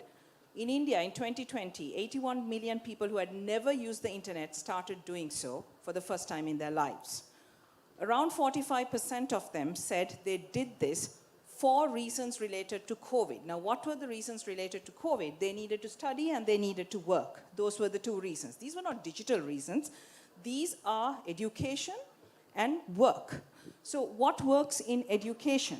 Because they had to learn and had to pass exams. But we are still in the mindset of giving people tablets or waiting for a crisis for people to use ICTs in education. We looked at every English language research published for 15 years on how to improve education outcomes across the world, right? So it's 15,000 academically peer-reviewed articles. And when you synthesize this quantitatively, the findings are very, very clear. The positive impacts come of connected devices only to the extent that teachers incorporate it in their day-to-day teaching. So the solution for adopting ICTs in education is not during the crisis, it's not necessarily during the lab, it's on every day. So now we move from COVID.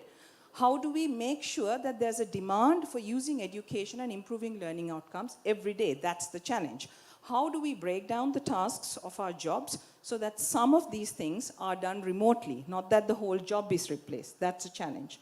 And I think my second point on infrastructure, rights of way is still a real problem. International connectivity is a real problem when we're talking about quality, right? So I mean highways where they lay the ducts before they lay the highways or while they're doing that. Absolute policy priority.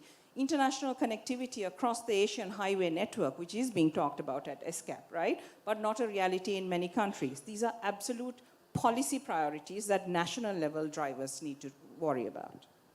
Thank you, Helani. So let's take the conversation further. I see Mr. Ranjan is ready to speak. Yeah, thank you. So I'll pick up the point that you had concluded, that there are still some number of people who are absolutely unconnected, and what do we need to do?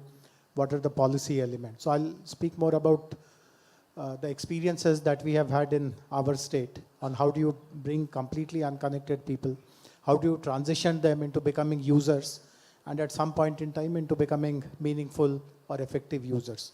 So in Telangana, one very positive and successful experience has that been of assistive transition. See, while I do agree that COVID has been a major turning point, lots of new users have come on the internet at that point in time. But in our country, there has been a similar inflection point some years ago. In fact, people who are from India will remember this. 7 years ago, approximately, demonetization was introduced. All the large currency notes were withdrawn. And at that point in time, there was a very big push to get into digital means of financial transactions. So in Telangana, like in many other, every other state in our country, we have digital kiosks in many villages. These are meant for delivering G2C services to the community. And during that period, when demonetization was introduced, we became the first government and possibly the only government so far which created its own digital payment wallet, which is called T-Wallet. And what we opened up was that all these digital kiosks, which are called Me Seva centers here in our state, they can assist people who are completely unfamiliar with technology, who don't have devices. And this is one of the versatility of T-Wallet, that you don't really require a phone to use it. I mean, if you have a smartphone, that is great. If you have an ordinary phone, it works then also. But the beauty is that even if you do not have any phone, you can still have an account and do your financial transactions. And that is done through these intermediaries, the digital kiosks, which are there in every village, which are called Me Seva centers. So we also encourage the Me Seva operators, who again are people who are from the same community, from the same village. A large number of them are women, to also promote digital literacy. So when I spoke earlier, I mentioned that it's more of a mindset issue. The divide is more in my mind rather than it's being there actually. So the transition from helping you shift from having that constraint that I can't use it, it is not for me, to a situation where you become an effective user, someone needs to intermediate, someone needs to assist you. And that is the way we have tried it out in Telangana. And today the breakthroughs are far, far significant in terms of numbers. Thank you very much, and congratulations on the success of your programs in Telangana. I think I can conclude safely from the first 2 interventions at least that we're looking back that back at that model, I'm taking off from Michael's last intervention when he spoke. It's about access, yes. It's also about adoption, but it's not mere adoption. It's value creation. So it's not just mere usage, but meaningful usage. So on that score, I'm going to hand over to Dr. Rajkumar, who's already reaching out for the microphone. Okay, over to you. Thank you. I think, as you said, that in the world, 88% 4G access is already there. But there are two still basic problems why people don't get access. One is the device cost, and the second is the backhaul cost. The backhaul costs are still high. So I'll only give one example what we did in Maharashtra. So, our state has many districts, districts have many tehsils, and tehsils have blocks. So if you have fiber in a particular village, what we call Gram Panchayat, and the surrounding villages don't have any connectivity. So what we did was, since fiber laying was difficult, it was capex oriented, time oriented, we connected the villages using Wi-Fi, 5 gigahertz Wi-Fi, a point-to-point link, which could deliver a speed of up to 800 GB, 800 MB, up to 8 kilometer. If the distance is between 3 to 4 kilometer, it was able to deliver 1 gigahertz, 1G speed. So the backhaul issue was settled. Then is the content. What we did, we connected the content at the block itself, cached the content there, and all the TV channels we cached there and allowed it to travel to these villages. So these villagers, without the internet, can access the TV channels, can access the educational content, and get these services. Now, unless until you have a proper use case, people won't use it. Another example I'll give you. In that village, one of the villages where we had given Wi-Fi hotspot using these P2P links, one of the farmers said, I have to go every time to my farm to switch on the motor for water. I have to water. Second, I have to go and recce the space so that animals don't damage my crop. So what we did, we put a camera in his farm, and that camera was connected to the Wi-Fi, and he was able to access his IP. He was able to see his field. So immediately he jumped on this, that I needed immediately. So the point is, we also need to create sufficient use cases. And for the field, there was an IoT sensor placed, which will sense the water content in the thing, and whenever it is required, it will switch on the motor automatically and switch off the automatically.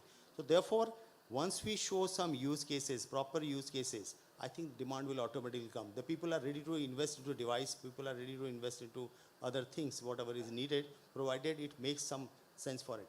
So what I'm saying that if we can devise better use cases for this population, the demand will automatically come. Absolutely. So that goes back to the point earlier about awareness that Mr. Ranjan raised and the mindsets. If they are not aware about what the benefits are of being online, they won't go online. So that would be your demand, right? And then comes your supply. Awareness. If you want to get them connected, those who are unconnected, they have to, what's in it for them? Someone mentioned that too. So you need to show them what's in it for them. And I think you just described it. The use cases are important. Yeah, then they will invest into devices and other things. Otherwise, even if the connectivity is there, they will not devise. Exactly. And the second is the backhaul costs are very high. Therefore, you have to devise applications which doesn't need internet. For example, our education scheme, we are running the education channels for these villagers without the need of internet. Any telcos in the audience, please note, backhaul costs very high. Regulators also, please note, policymakers. Thank you, sir. Yeah. Mulungisi, thank you.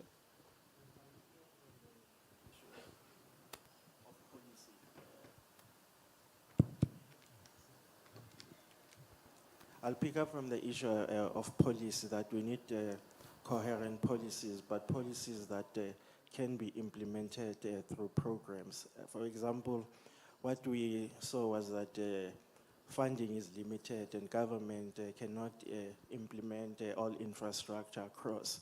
And the policy direction that we took was that government will make sure that citizens in underdeveloped areas would have access to internet and connectivity through the program called South Africa Connect, by making sure that all sites that belong to government have connectivity, like I indicated, such as schools, healthcare providers, and police stations, etc., so that people in underdeveloped areas can have access to that. So government is making sure that there is infrastructure provided for that.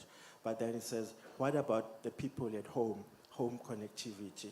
So what is doing that when we issue licenses, when government issue licenses to service providers, there's clause and so it's a carrot that we give you a license to provide, but in return, you must make some provision to lay down infrastructure in underdeveloped areas. So you make your profit in the cities, but through those profits, you need to make a provision for infrastructure in underdeveloped areas.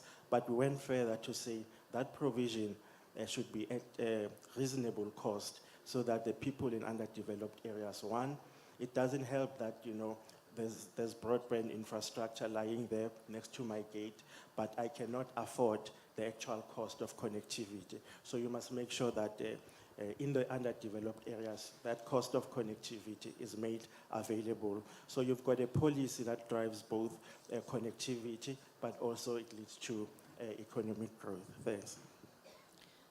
Thank you very much, Lungisi.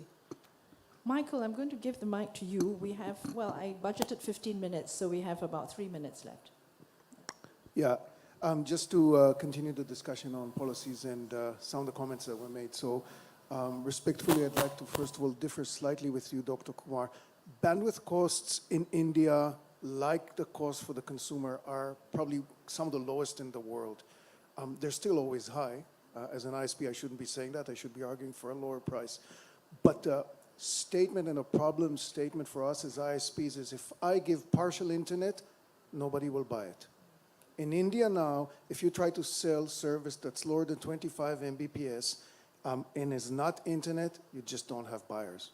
And that brings me to the other challenge point of the fact that was mentioned here, that the cost of internet in India is the lowest in the world.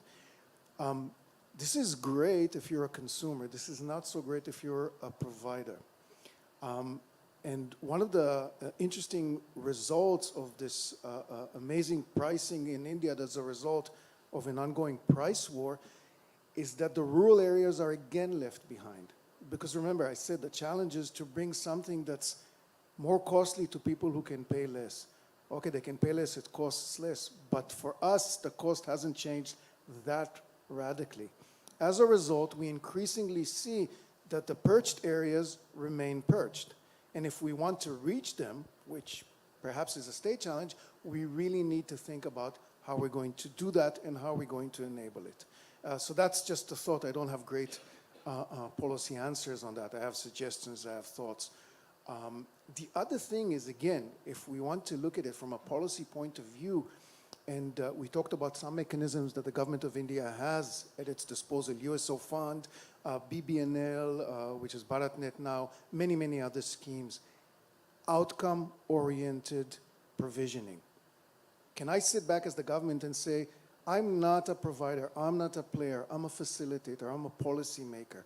I want people connected, I will pay you per person connected. If you do it with fiber or wireless or whatever means, so long as it's legal, I will pay you for it. This was a pipe dream 10 years ago when the technology didn't exist. Monitoring and management of IP-based networks now is an easy task. It could be done down to an individual with certain legal requirements taken care of. So that's just a thought about some possible ways. Dr. Rajkumar, you have 1 minute. I just want to clarify what I said. The usage cost in India is just 12 cents per GB.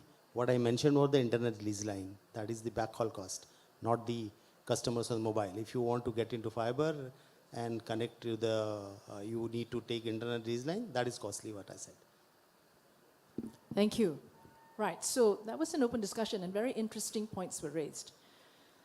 But we keep going back to the central theme about affordability. So it's access, it's about adoption, it's value creation, and interspersed in all that would be affordability, digital infrastructure, cost of devices, digital literacy, content. I'd like to throw the floor open now to the audience, and I have 8 minutes budgeted for you. Please, anybody who would like to make any statements, perhaps, or ask a question, or perhaps challenge the panel. The lights are very bright, so I can't see anyone. And anyone who knows me knows that if once I open the floor and people don't ask questions, there's one when I'll start asking, and I can't see the hand. Way at the back, please, take the floor. Thank you. Mr. Secretary is looking very uncomfortable. He knows I'm going to ask him to speak. Please, thank you. Yes, sir.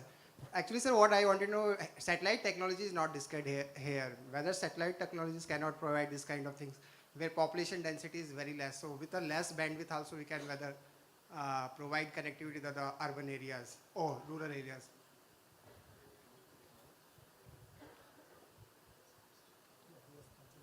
Thank you. Any takers? I can only say that Government of India has just last week announced their new space policy, wherein we have allowed private sector participation in end-to-end in the end-to-end solution and product making in the satellite space. And this will pave a lot of innovation, and a lot of new satellites will come which will cover these areas. So I think India's new space policy will take care of this broadband provision through the satellite. Michael. The cheapest technology that exists is still Wi-Fi, and probably will remain in the coming future. The problem you have in reaching remote rural areas is the willingness to pay it a rate that is reasonable for an ISP to operate in. And the numbers are very, very clear, by the way. If you're interested, I can share it with you. Another answer, which is an interesting one, is making available additional radio frequencies that have the potential of going long distances with high bandwidth. Those of us who are in the sector would know the word E-band. That's one easy one to implement, which can solve some of these challenges. Thank you. Are there any questions? Further questions from the floor? Yes, please. I can't see you. Please, carry on. Yeah. So I am Rishi Krishnan from CBIT. So my question is, considering the divide that the urban digital literacy and rural digital literacy, and we are talking about inclusion, and the various state governments in India actually pushing for rapid digitization in government offices. With respect to urban digital literacy, there is no problem. But the people living in rural areas have this aversion or inhibitions when interacting with the government on a day-to-day basis. So what steps can the government take in order to remove this inhibition and ensure that there is seamless connectivity from the rural areas? Thank you for your question. Mr. Ranjan, please. Yeah. Thank you. So, see, some of the points that I already mentioned in my earlier remarks, I'll repeat them. So one is that try to provide as many G2C services as possible in a manner which is completely contactless, paperless. It can be accessed from anywhere at any time. You don't need to go to a government office. We have what is called the T-App Folio, in which more than 200 plus government services are available that you can transact without leaving your home. You can do it with your device. You can do it on a desktop. If you are not very digital savvy, I mentioned that we have a large number of kiosks, digital kiosks, which are called Me Seva centers, where there is an operator who is trained to assist this person in accessing many of these services. And I explained that how when demonetization started, we created our own digital wallet, and today it has a huge number of subscribers.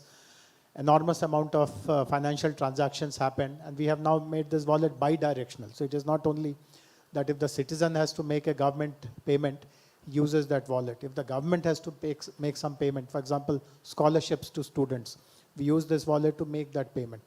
So these are some of the ways in which it's not diffidence which you spoke about. It is basically a belief that I will not be able to handle technology or master technology. But if you assist them, hold their hands and guide them, again by people who are from their own backgrounds, people who are from the same village, the same community, that transition happens much better. And we have seen results. In fact, I mentioned about the T-Fiber project, under which we are providing bandwidth to every household. Some of the villages which were covered, saturated about 2 years ago, 2.5 years ago, initially there were no takers. In fact, we had serious self-doubts whether it is really worth making so much of investment, putting so much of time and resources when there are no takers. But 3 years later, we now realize that many people are now showing interest, including some of the people who by no imagination can be called as people of means. But we have also found that we have, that such people have also shown interest. And I'll just mention something. It's not directly relevant to the question, but since lots of discussions happened on the devices, we are actually trying this out. See, in India, at least I can mention this about this state of Telangana, that regardless of how rich or poor you are, you do have a television set at your home. People do want entertainment, and therefore, whatever is their financial situation, they invest in a television. So how can you convert that television into a multi-purpose device? And we have succeeded. We have actually, yesterday we showed it to Union Telecom Secretary also, how your television can also provide internet, how it can also give you OTT, how you can also use that for telephone calls, and how your remote, the television remote, can also have a keyboard on the other side of it. So some good innovative experiments are happening, and I'm very sure these will yield good results, and we'll be able to scale them at some point in time in the near future. Thank you, Mr. Ranjan. I'm going to give Helani 1 minute, and then I'll start to wrap up. I just want to address the point of skill and the challenge of what that is, because even when we have passive internet users in India, very few of them know how to use the internet safely, securely. So we ask them, can you change the privacy settings and so on? And under 50% of the actual users know how to do basic safe internet use. So that's a challenge, and that's even more pronounced when you look at men versus women. And here the trust in government is a factor. As you grow in the curve of sort of, government usage or internet usage, you worry more about safe and secure use than when you first start out with. So the government's supply side solutions on how the data is used, if malware is a challenge, those things, and trust is a big element of this as well. So it's not just skill. Thank you. Now, I'm going to start to wrap up. Thank you very much for the questions from the audience. Now, the last question to panelists. In one word, just one word, and take it from a G20 perspective. Where do you think the G20 can align in terms of efforts to connect the unconnected? Which areas do you think are important? Maybe one word. In one word, I'll ask each of you. I give you 10 seconds to think about it. If you're ready, you just shout out. Wah! There you go. I think I forgot to mention, we have a wonderful scheme, PM Wani, which is a public Wi-Fi which solves the problem of identity, security, everything. So there's a scheme which it can be taken to all G20 countries and solve the problem of affordability, because this is a shared platform and this is a wonderful scheme. We already have 1.5 lakh hotspots we recently launched. So that should be the one point. If you ask me, the PM Wani should go to all G20 countries. Okay, that was a 320 words, but it's okay. I got it. Excellent. Yes, so Mr. Rajan. Quick answer would be that as G20, let us aggregate all possible use cases which actually address the pressing pain points of the most ordinary user and share those use cases. Thank you. 60 words, but very, very pertinent. Use cases, a repository of use cases to scale up. Helani. Disagree. I think we have too many use cases. We need models for scaling up. That's what we're missing. Okay, scaling up. That's okay. Use cases, scaling up, security. Michael. Sorry. Mulungesi. Funding. Funding. For developing countries, I think the focus is more on underdeveloped or on low-income economies. So there's also a need for the developing countries to also receive funding to be able to roll out infrastructure. Absolutely. Infrastructure, because you want to tackle the marginalized community, those in the most remote areas. Thank you. And that leaves you. Efficiently shared wireless and wired infrastructure. Mr. Secretary, none of them stick to one word, no? 4 words. I said one word, but it's okay. We're within time. So let me conclude. Why is it important that we connect every single person to this planet? Now, that's a myth. We can't connect every single person to the planet because, you know, in terms of babies and children, that's difficult. But let's just talk about why is it important. Because they are not able to participate in the digital economy. And the digital economy is going to be the economy. You're precluding a whole section of society from doing that. And in terms of governments going into digital transformation, you need to have universal and meaningful connectivity. Otherwise, your efforts will fall short. There will always be these pockets of people who are not going to be online, and they are the ones who probably need to be online. So that's one of the reasons. But connectivity is the precursor to everything. When you go into a panel, when they start talking about AI and the metaverse, at some point, somebody will always come back to the fact that for all this to happen, you need basic connectivity and you need people to be connected. Not just connected, but meaningfully connected. So I think we've exhausted our time. And I want to thank the panel. You've been incredible. Thank you for putting up with my shenanigans. And thank you to the organizers for giving me a glass of water with a fork. At least the tinkling was very, very pleasant. Ladies and gentlemen, can I ask you to give a big hand to the panelists? Thank you.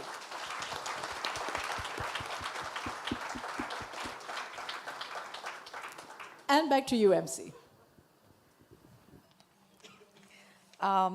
Actually, I must tell you did a wonderful job as a moderator. Give it a huge round of applause for the moderator, please.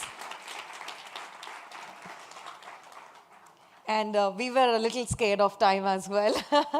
And for the panelists here, it was a wonderful, insightful discussion. Thank you very much. One of the interesting panels I ever saw in the last 1 year, I must say. Give it up to moderator and this panelist one more time. And yes, now let's do a small token of memento gratitude. Firstly, I request our moderator to present the mementos for all our panelists.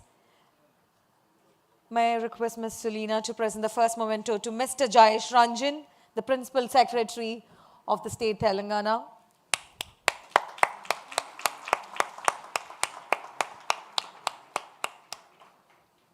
Thank you very much, sir. And may I request the next memento to be presented to Ms. Helene Galpaya.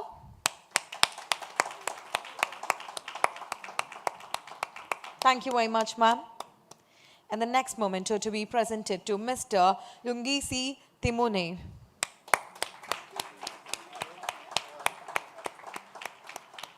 I hope I got your name right, sir. Oh, you did well. And the next memento to be presented to Dr. R.K. Upadhyay.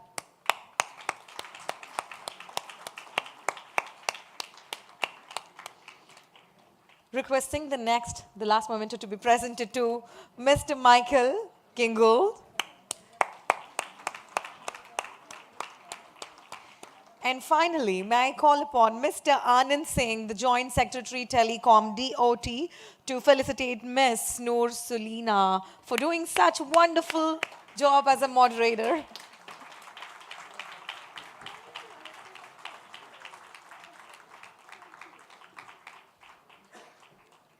And a photo op with the entire team.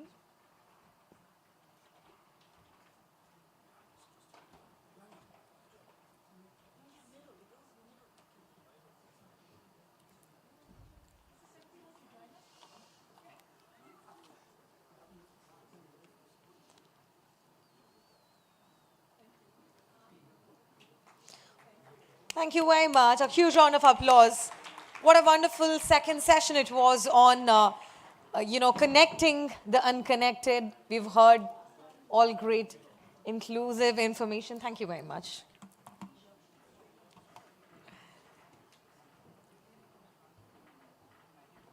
The session 3 now is going to be on sustainable, green, digital infrastructure challenges and opportunities.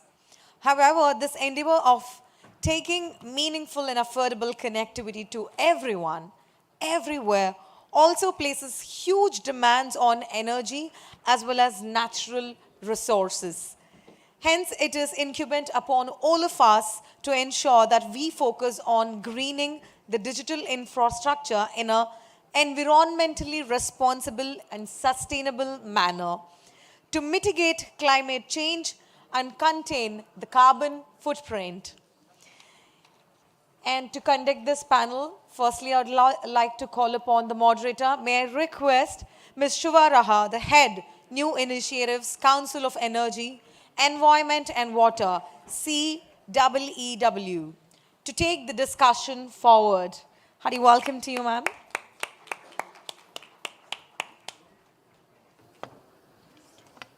This will be the last panel session for the day. Thank you, ma'am. Over to you. Thank you so much. So, we have the challenging session before lunch. I don't know if sessions before or after lunch are more challenging. We also have a curtailed session. So, gentlemen, I've just been told we have only 50 minutes to do this. So, I think it's more challenging for my panelists than for me. Let me get straight down to business. We've heard a lot about the deployment of digital infrastructure, the use of it for sustainability. Now, the thing is, as digital infrastructure footprint grows, as the footprint grows, so does its carbon footprint and the resources it uses and the emissions it makes. May I request everyone to sort of settle down because there's a lot of noise that we're getting on the stage. Thank you. So the challenge before my panelists today is to explain to us how they're managing three things. One, the carbon footprint of the digital infrastructure, the cost of not only deploying this infrastructure, but also making it sustainable, which goes beyond greening to making it affordable, reliable, scalable, many things we've heard in the past panels. And three, what are the conditions that they expect in terms of whether standards, regulations, public policy support, funding, whatever they think are their dependencies to go ahead with it. I'm Shubha Raha, as you've heard. I belong to one of the Made in India think tanks. We're one of Asia's best. And we use data and analytics and strategic outreach to get our policy research across to governments, industry, and multilaterals. But I'm going to take a couple of minutes to introduce each of my panelists today to you. Just 1 second. So we have with us an illustrious panel. We have one government representative, one multilateral agency, and two industry. And these are industries you've heard and know very well. In alphabetical order, I'm going to start with Avinash Shekhar, who's the head of the Asia Pacific, Japan, and China, APJC as it's called, the energy and water infrastructure of Amazon Web Services. He's based in Seattle, and he oversees the power infrastructure, renewables, clean energy, and water sustainability progress for Amazon in the APJC area. He also looks at delivering utility-scale renewable energy projects in India and the largest wind-solar hybrid corporate power purchase agreement for any tech company based in India. Avinash started the global water infrastructure practice at AWS, which has led to Amazon announcing its corporate water positive commitments in November 2022. Before joining Amazon, Avinash consulted with several US firms on drinking water and industrial water treatment. It's going to be a very, very interesting conversation on sustainability and infrastructure nexus. We then have with us Mr. Daniel Cavalcanti, who's from Brazil, so part of our Troika going into next year. Welcome, and a special welcome because you're a guest over here. Daniel is a career public servant to the government of Brazil. He is the coordinator for the digital and telecommunication policy at the Ministry of Communications. Previously, he was at the Ministry of Science and Technology and earlier at the National Telecommunications Agency called Anatel. He represents Brazil at the G20 Digital Economy Working Group, which is what we're doing here today, the OECD Committee on Digital Economy Policy, the BRICS ICT Working Group, the UN ECLAC Digital Agenda, and the Mercosur Digital Agenda Group. And before joining the Federal Public Services, he worked in the telecom industry. Pritam Malur is the head of Emerging Technologies Division at the International Telecommunication Union, also known as ITU, which is the specialized UN agency for information and communication technologies. Pritam is based in Geneva and has 2 decades of experience in ICTs. He's an expert on artificial intelligence and international cyber-related public policy matters. He's been with the ITU since 2008 and has been a key member of the ITU Secretariat for several major conferences. He also serves as the secretary of the ITU Council Working Group on International Internet-related public policy issues and the expert group on the international telecommunication regulations. He has also spent several years, almost a decade in the private sector. And finally, last but not the least, we have with us Mr. Randeep Sekho, who has almost 3 decades of experience and currently spearheads the technology and network function at Bharti Airtel India and South Asia as the Chief Technology Officer. He's responsible for driving technology, strategy, innovation, digitalization, network operations, rollout, planning, and the quality control, basically the entire infrastructure portion of Airtel. And prior to joining Airtel, he was a CEO of Hutchison Tri Indonesia and was based in Jakarta. He's also interestingly served as Flight Lieutenant and Technical Officer in the Indian Air Force for 5 years. All right, so welcome, gentlemen. We have only 50 minutes, so all times have been curtailed. We will start with a 2-minute question on the definitions of the 4 words that have been used in our subject matter today, which is sustainable green digital infrastructure. Now, these are 4 unique concepts, so I would like my panelists to tell me in 2 minutes each what this means to them. And an additional point, one for Daniel. How is Brazil implementing digital policies that prioritizes these 4 components? That's additional to how you define these things. And Preetham, for you, how can the ITU and UNEP help facilitate the scaling up of sustainable digital infra? But I will start first with Mr. Sekho, and then I'll come to you, Avinash, and then Daniel, and then Preetham, you close, all right? So the meaning of these 4 words, and how does it impact your business? Thank you, and really honored to be here. I think digital infrastructure is very close to us. We being telco, we create the digital infrastructure, we create connectivity. The previous panel was talking about connectivity not just for the masses, but also for the people who are living in remote areas. I think that is our main business, so we have been very driving it for many years. I think the green and sustainable angle has become very important in later current years, where our earth is seeing a lot of climate related issues, and all the infrastructure we build, they are actually consuming a lot of energy, and we use fossil fuels for generators to run those towers around India. So what can we do to make it a sustainable and green digital infrastructure to be inward facing? That means we are having and building greener infrastructure, but also on the other side, we do enable digital connectivity, which is a catalyst for all these services like IoTs, smart grids, things like that. And we can work with, let's say, power transmission companies and helping them create the infrastructure to be more digital. So one's role is inward facing, which is how can we create our own green, and second is how can we enabler and catalyst for that. Thank you. That was 1 minute, in fact. So Avinash, how's Great. Amazon doing it? Absolutely. Thanks, and good afternoon, everyone, to my fellow panelists and distinguished guests. Really excited to be back home and talking about this really important topic.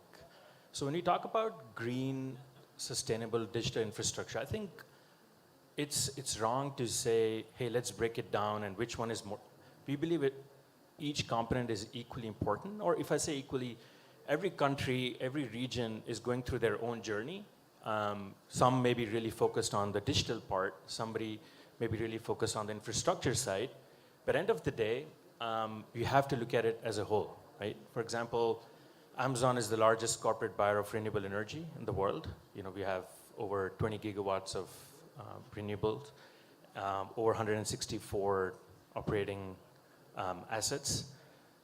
That came about globally, right? That's the important part. And each region had its own unique challenges, including Asia Pacific.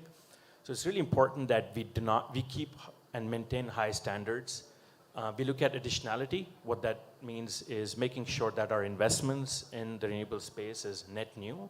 We're not tapping into something that was already happening in a region and a country. And that's one of the reasons why we've been able to grow the green digital infrastructure across Asia Pacific, being one of the first in Japan at utility scale renewables. We're growing really strong in India as well, thanks to a lot of the government policies that have enabled. We were the first, Amazon-wide, we have a solar wind hybrid project that was the first in India. So to summarize, it's one of the key takeaways I would leave here is we have to look at everything holistically. Some regions may have a mix where one is more important than the other, but you have to maintain, you have to make sure that everything is looked at in equal pieces. And one part, when we talk about infrastructure, I think there are a few components, right? One is, of course, the built environment, like Randeep mentioned about power supply, electricity to make sure we can power. That's one side. The other side is actual data center infrastructure itself, like the carbon, the steel that goes about. Then, of course, the third pillar is around the digitization. How is the services on the cloud through AWS, for example, enabling being more efficient, moving from on-premise data centers to cloud? How does that have an impact? And I'm sure we'll have more time in this panel where I'll highlight more on how AWS is achieving those three buckets of infrastructure. So that's our take. Thank you. Thank you, Avinash. So he's recommending a cohesive approach that moves in parallel simultaneously, if you will. Daniel, your thoughts? Thank you and good morning. I guess good afternoon to all at this point. Is he? Yeah, I think it is. Okay, so let's take sustainable, green, digital infrastructure back to forward. So infrastructure is traditionally associated with essential services such as transport or energy, electricity. When we add digital, we actually are at yet another essential services. I think the two previous panels and the spirit of this one as well is that digital infrastructure has become an essential infrastructure. Some countries have gone as far as saying that access to broadband digital infrastructure is a fundamental right. We haven't all got to that, but just to give you the spirit of how essential digital infrastructure has become. Then when we add sustainable, at least from our perspective, this means different aspects of sustainability. It involves economic sustainability, social sustainability in terms of taking ownership of this infrastructure, and of course, last but not least, green or environmental sustainability. So when we look at this from, at least from our perspective, and I'm representing one sector of society here, government, the challenge is to formulate and implement policies that look at these different aspects and actually integrate them and create or induce investments in digital infrastructure that take into account these different dimensions of sustainability. Thank you. Thank you. So when multiple transformations are going on in parallel, then it becomes the job of the government to make sure that these happen in a cohesive manner. I think through public policy, and we'll come back to that. Pritam, your take, the multilateral take on these four items. Thank you, Shiva. And first of all, thank you for the invitation. I'm here on behalf of ITU and UNEP. I'm not an expert on this topic, but I've been well supported by my colleagues in both these organizations. So again, thank you very much. So, we have this panel with the private sector, with Daniel representing government, and they seem to all agree that, you need to take this as in totality and not as individual parts. So who am I to disagree? We, as a multilateral organization, as a multi-stakeholder organization, these are our members. So obviously, I completely agree. It's important that when we talk about, infrastructure, it needs to be, obviously sustainable, as in built to minimize impact on the environment, take into consideration energy consumption, resource consumption, and it should be resilient and long-lasting.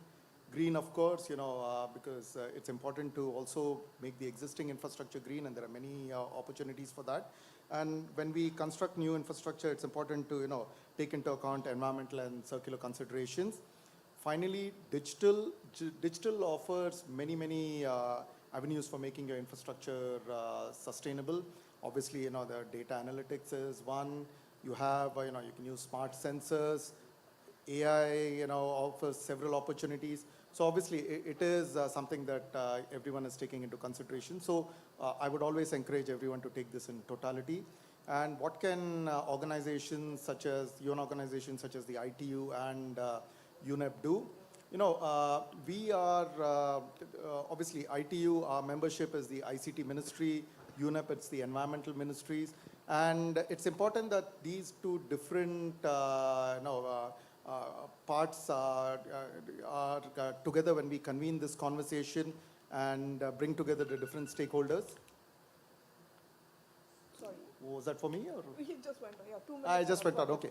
So, you know, there are very many things we can do, you know, setting global standards, monitoring targets. You know, UNEP, it's a priority for them to help provide access to electricity. You know, we have ITU and UNEP have several reports on this. Convening the private sector for new public-private partnership models. You know, there's many different things that we can do. And we again invite you to take advantage of this. Thank you. Pritham, we'll come back to you for your presentation right now. So you can choose to do it at the podium or sitting down. You have the clicker with you. Yeah, I think that's fine. You can use either of them. So one point to take away what Mr. Sekho had said, that one is digital infrastructure going green itself, and the other part is a digital infrastructure helping other sectors grow green. And we'll talk a little bit more of this intersection. We have two presentations today, one by Pritham, one by Daniel, and then we'll hear the experience sharing from Amazon and then Mr. Sekho. 5 minutes, gentlemen. 1 minute has been taken off your times. If I press this green button, something is supposed to happen.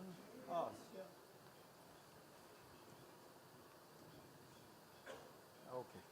So again, thank you very much. This presentation is being delivered on behalf of UNEP. UNEP is the UN Environmental Program, and ITU.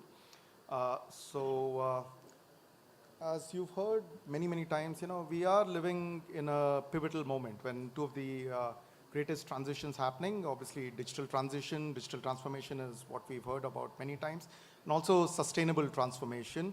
And there is a growing concern that, you know, these two transformations are happening in silos. So it's pretty clear, you know, this thing is not moving. Okay. So, you know, digital technologies are fundamentally changing the way we, you know, live, we consume, entertain, relate to each other, no more so than in India, where we had heard so many use cases and examples.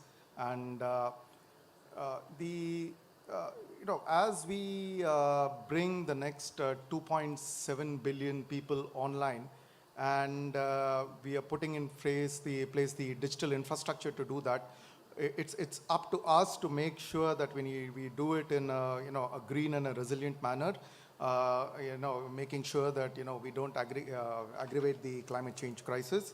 And it's up to us to then bridge this siloed approach. And here, you know, it's clear we are falling behind when it comes to the SDGs. And there's a growing recognition of this. And digital is seen as this catalyst that could help us in, you know, bridging this gap. And this is something that the UN Secretary General has also stressed very often in his initiatives. You know, he had the roadmap for digital cooperation in 2020, our common agenda, the global digital compact, which is this initiative which is being negotiated. And these are all frameworks for global digital governance. And we need to make sure that when we talk about global digital governance, sustainability is at the center of this. Again, this is the vision, but what we see is there is a huge gap between the emerging vision and the current conversations that are happening. And this is where I think the G20 and groups like this should step up. As it's fairly clear, sustainable digitalization and digitalization for sustainability are two sides of the same coin. And as more and more people get connected, obviously, data traffic increases, the demand for services increases, the demand for devices increases, and there is growing carbon and waste footprint in our digital society. Obviously, also the manufacturing sector, the ICT manufacturing sector is contributing to this. On the other hand, the other side of the coin, by harnessing these technologies appropriately, the digital revolution can contribute to also combating climate change in many, many different ways. And that's why we need to make sure that, while we look at one side, we also accept that there are many pros to this.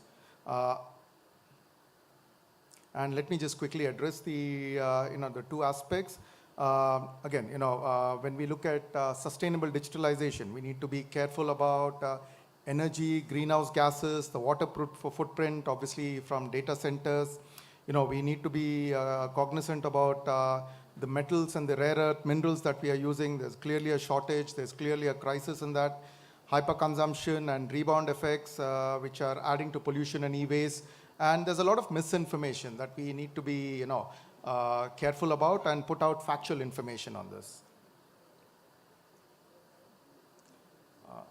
Sorry about the animation. And the second side of the coin, digitalization to enable sustainability. This is where, digital provides many, many avenues for, sustainable infrastructure. A few examples, monitoring and modeling environmental systems and emissions. ITU has been monitoring emissions, energy use, climate commitments for 150 leading companies. We have this publication, and the second edition of the publication is going to be out soon. Ensuring supply chain transparency and circularity. Here, digital can be a really important tool. For example, digital product passports that UNEP and ITU are working on. Providing participatory environmental governance processes, open consultations, through digital platforms is something which is extremely key, and that's something that ITU and UNEP promote. Empowering consumers to adopt sustainable lifestyles and behaviors. ITU and UNEP are working with the Rwanda government, for example, the Green Rwanda campaign, where we are encouraging citizens to, return the digital products that they are not using. And then there's a website where you can get more information. So there are many, many different avenues to promote this. And finally, as I had mentioned, we have the Ministry of Environment and the Ministries of ICTs that need to work together closely here. And that's where the two different UN agencies can come in, because these are our counterparts, these are our members. And let me just close by stressing that, when you talk about digital governance, it's important to take sustainability into account, and multilateral and multi-stakeholder organizations play a key role here in bringing together all the different stakeholders together, and we encourage you to participate in these activities. Thank you. Thank you, Preetham.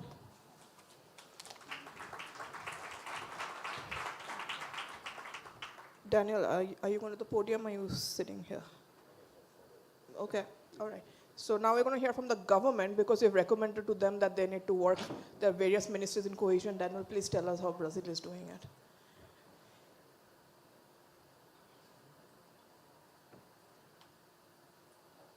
Could we have the presentation, please? Thank you. Thank you. So I'll pick it up from where I left it, and that is, how can policy design meet these sustainability goals that we've talked about? So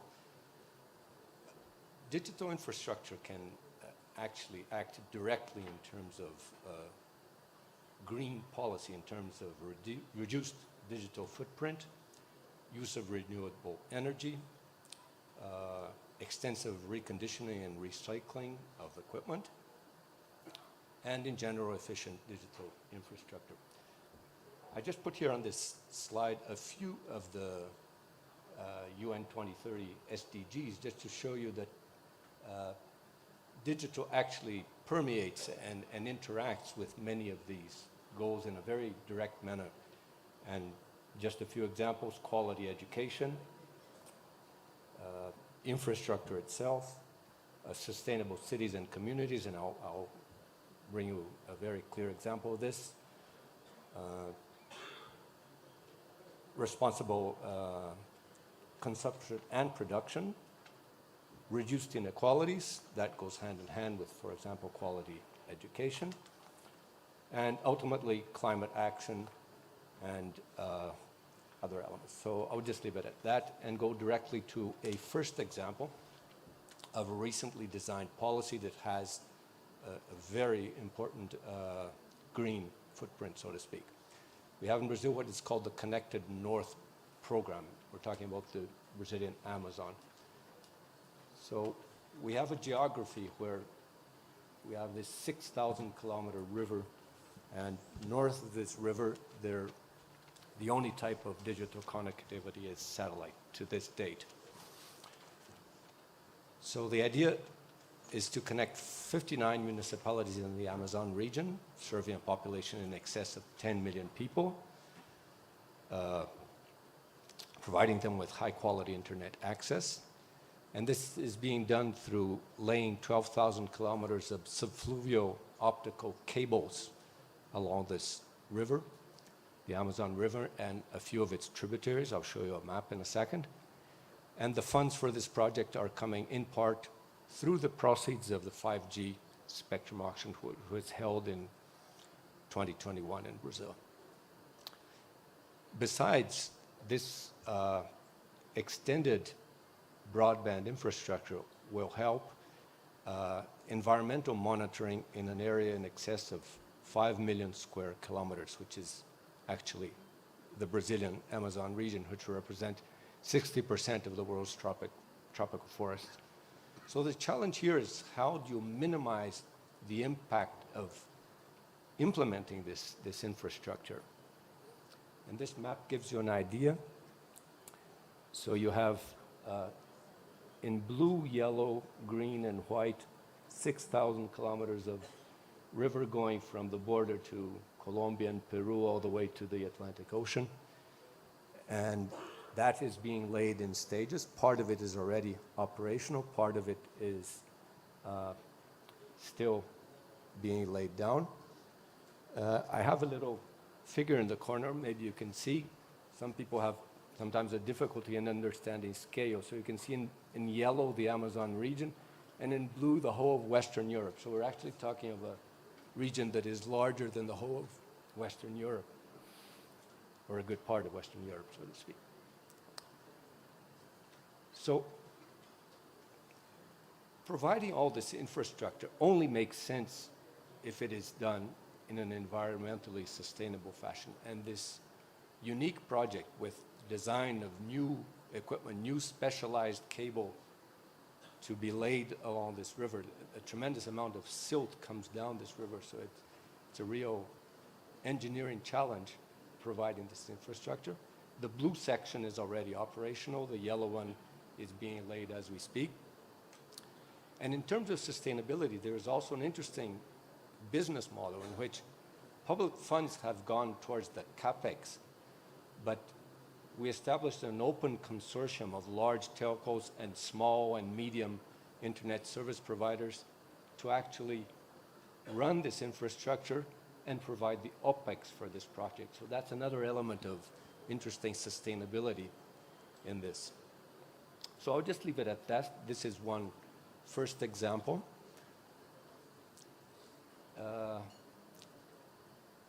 The ITU and UNICEF have a project called the GIGA initiative that aims to map all public schools in different countries in the world. And what you see in either green or red are public schools in Brazil with adequate or below adequate connectivity. And you can see that a lot of that is in the Amazon. So part of the issue we're addressing is providing high-quality connectivity to public schools. Brazil has roughly 190,000 public schools, and 114,000 public schools are already adequately connected in Brazil, and we're working, aiming at providing this quality education element long before the 2030 target of the UN SDGs, hopefully within the next two years. So I've left the link there. It's a very interesting map. There's a world map, and you could look at different countries. I don't know how many of you are familiar with the Giga project or Giga initiative. It's really interesting. A second element of this sustainability of digital infrastructure is energy. So again, our example in Brazil. Brazil has an integrated grid for electricity transmission in the country, what we call on-grid. But of course, there are users who are off-grid.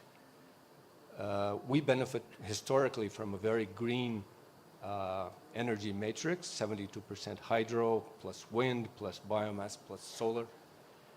But for several reasons, the telecom sector sometimes does not perform in line with that because, of course, data centers and cell towers in remote locations have specific energy requirements that do not meet this green energy. So a lot of solar is going into the digital infrastructure, and I've put some examples both of handling remote cell sites and on-grid large solar farms. You have a few pictures there that illustrate. And just to give you an idea of what's happening globally, this is a recent map by GSMA showing where the countries are in terms of their general energy matrix in terms of sustainability and how the telecom sector in those countries is in terms of sustainability. And you can see that, for example, in Latin America, despite above 60%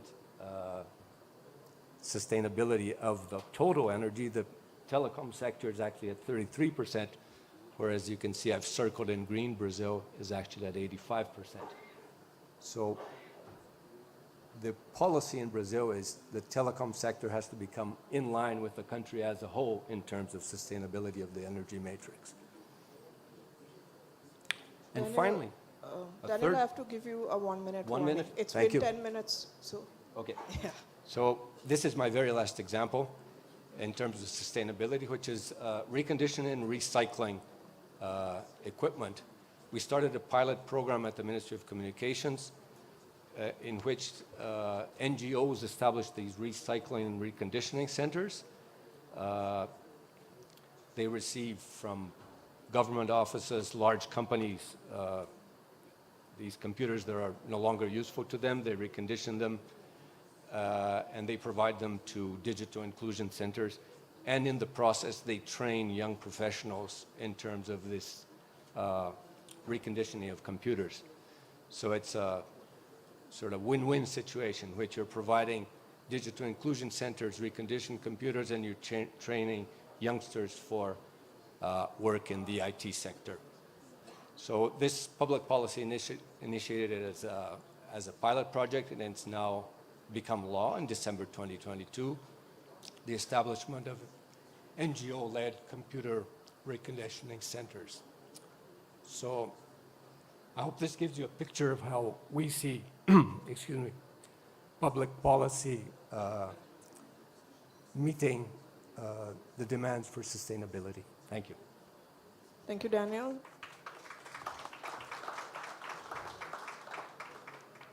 And now we go from the banks and land of the Amazon to the servers and the data centers of the Amazon. Avinash, you're up next. We would like to hear a little bit more about what Daniel said. See, the challenges of deployment, right? The engineering that goes into it, the interconnections that go into it, and energy is something we still interconnect with data centers, but not water and other sustainability measures. How is Amazon doing this? Yeah, absolutely. So it's actually encouraging to see, what I saw from Daniel and Preetham talk about in their discussions, how renewable infrastructure is interwoven across in their presentations, and we didn't coordinate, so it's really encouraging to see that.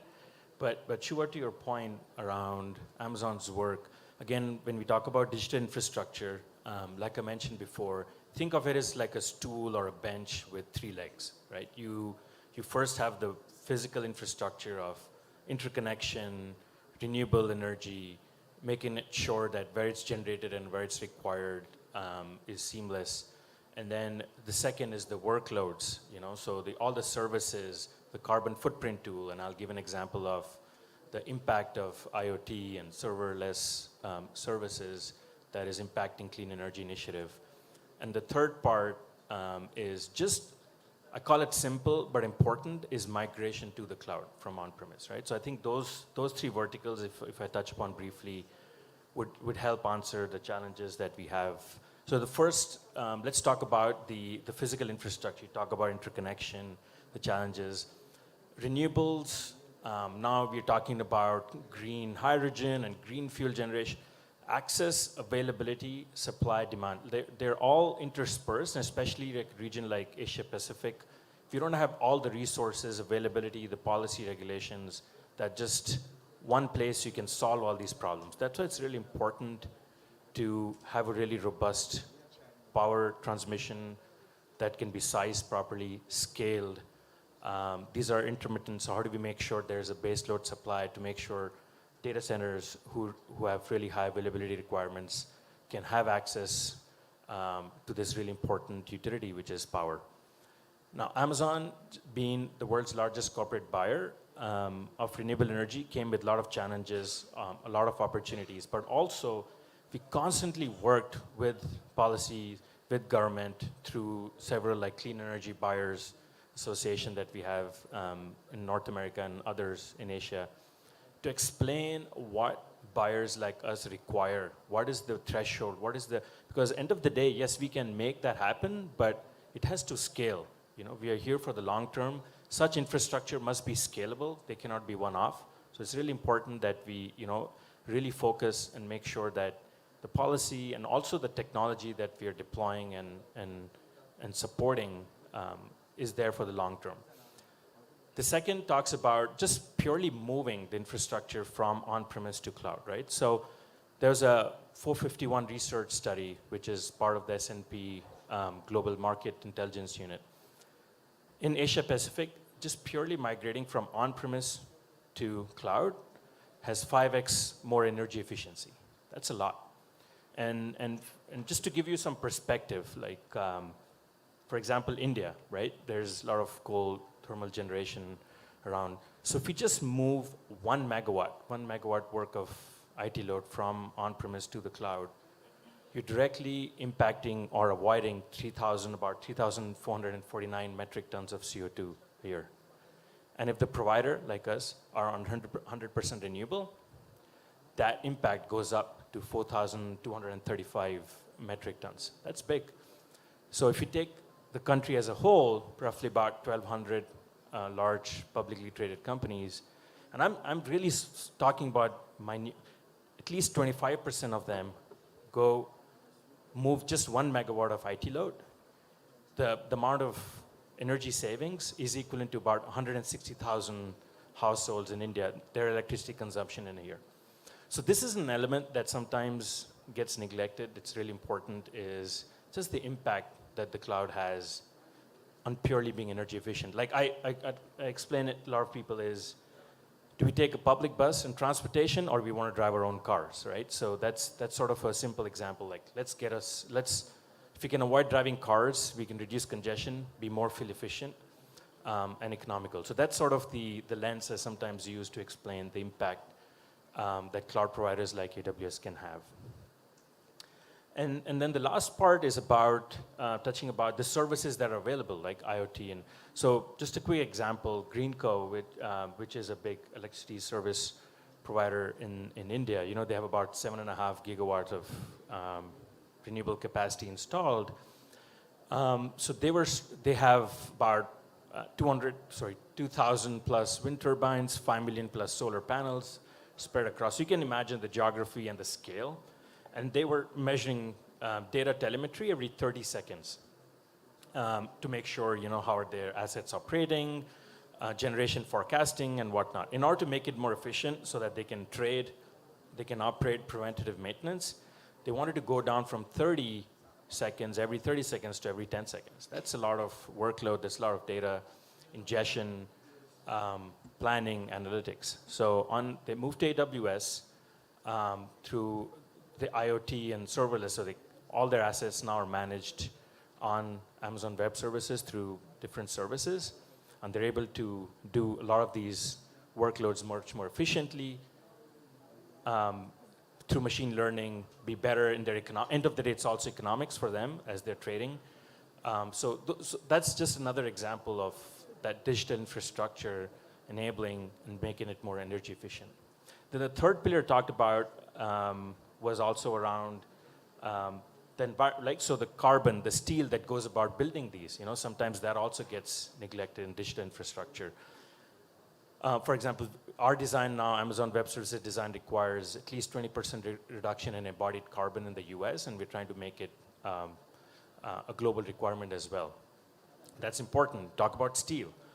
We are pushing and working with mills that use electric arc furnace because they can almost use 100% recycled materials and they can run on renewables versus your conventional mills, which use a lot of fossil fuels. So those are the ways and impact through our climate pledge fund. We have invested, initially put $2 billion into that to enable. So these are the ways at the grassroots level that we're enabling and moving the digital electricity generation, around transmission, food and agriculture. There's so much breadth and impact that the carbon economics has through this digital infrastructure, both physical but also on the cloud, that we look at it holistically, find ways and opportunities through these sort of multi-infrastructure prong approach. So that's the way we look at things, and we'll continue to do so for the long term. Thanks, Avinash. Mr. Seko, I come to you with a related question. So like Amazon, Airtel is also a public-facing body. And one part is to work with the government to get the policies in place. And you can tell us a little bit of how Airtel first went about the telecommunications in doing that. And now you have another revolution going on in green telecommunication and a third one in sustainable communication.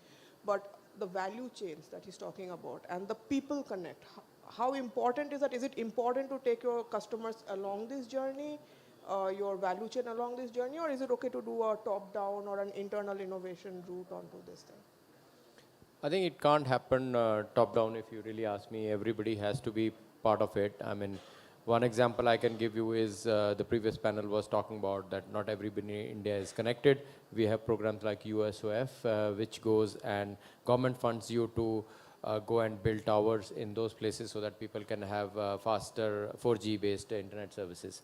Now there, if you set up a telecommunication tower, it is really a sustainability channel because you do not have 24/7 electricity available there. Some places you don't have electricity there.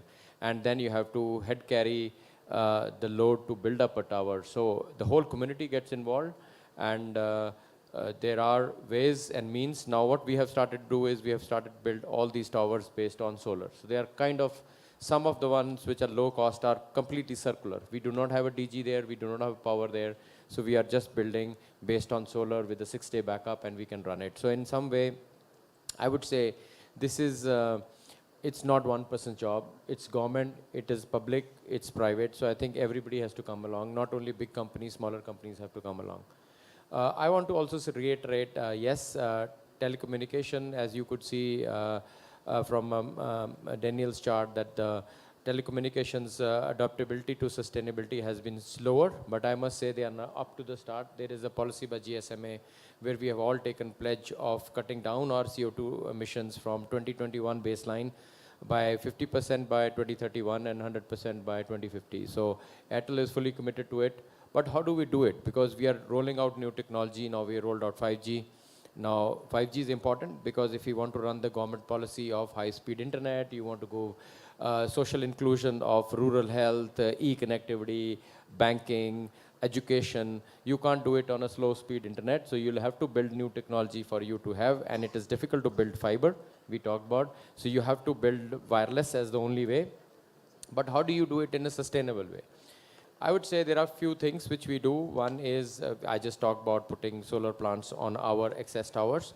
But we also look at designing with our suppliers equipment which is energy efficient.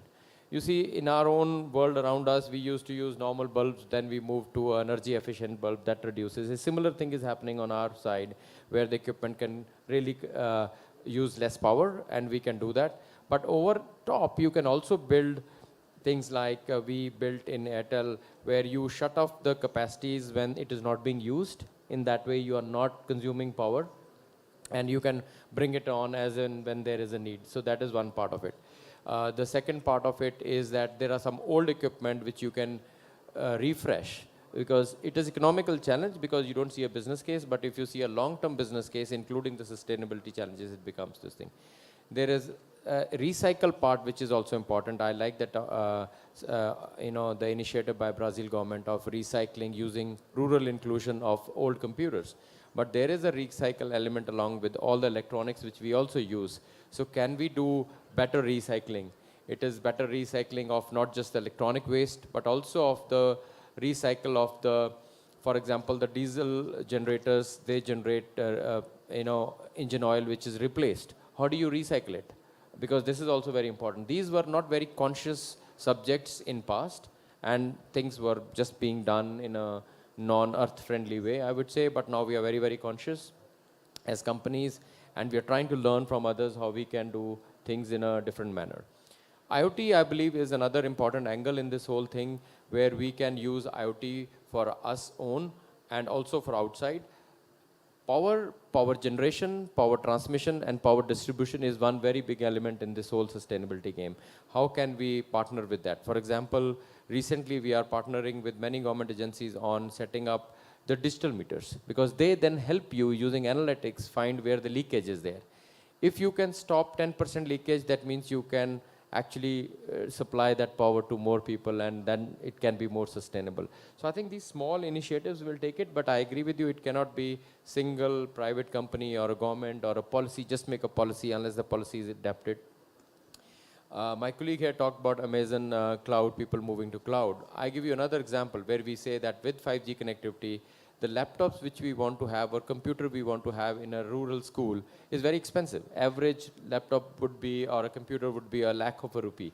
But if you can process everything on the cloud and you can have a high speed connectivity, then the machine you need is just needing a keyboard and a screen. So that could be only ₹20,000, which means then you can do inclusion as well. So I think this is all intertwined. This is sustainability, this is connectivity, and also inclusion.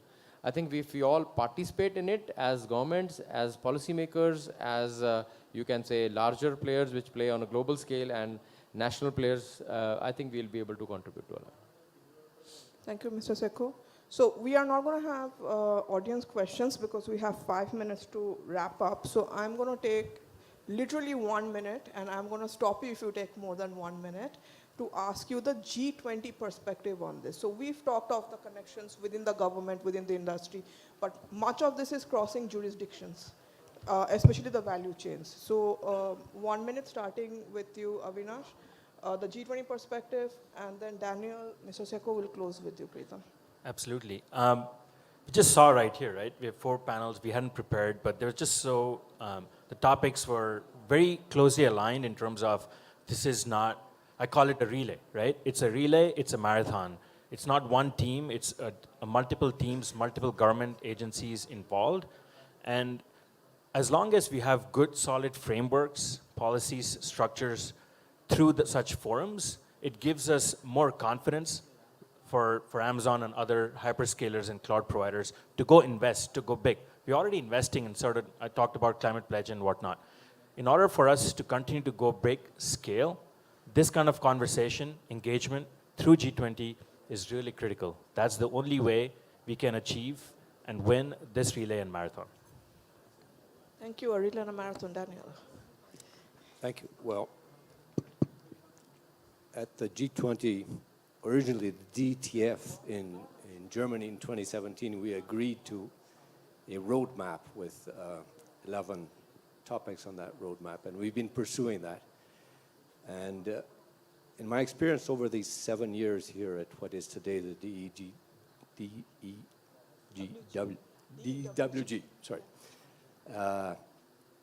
we have not always agreed on everything, but we have always agreed to compile on what are considered by individual countries or groups of countries what are considered good practices.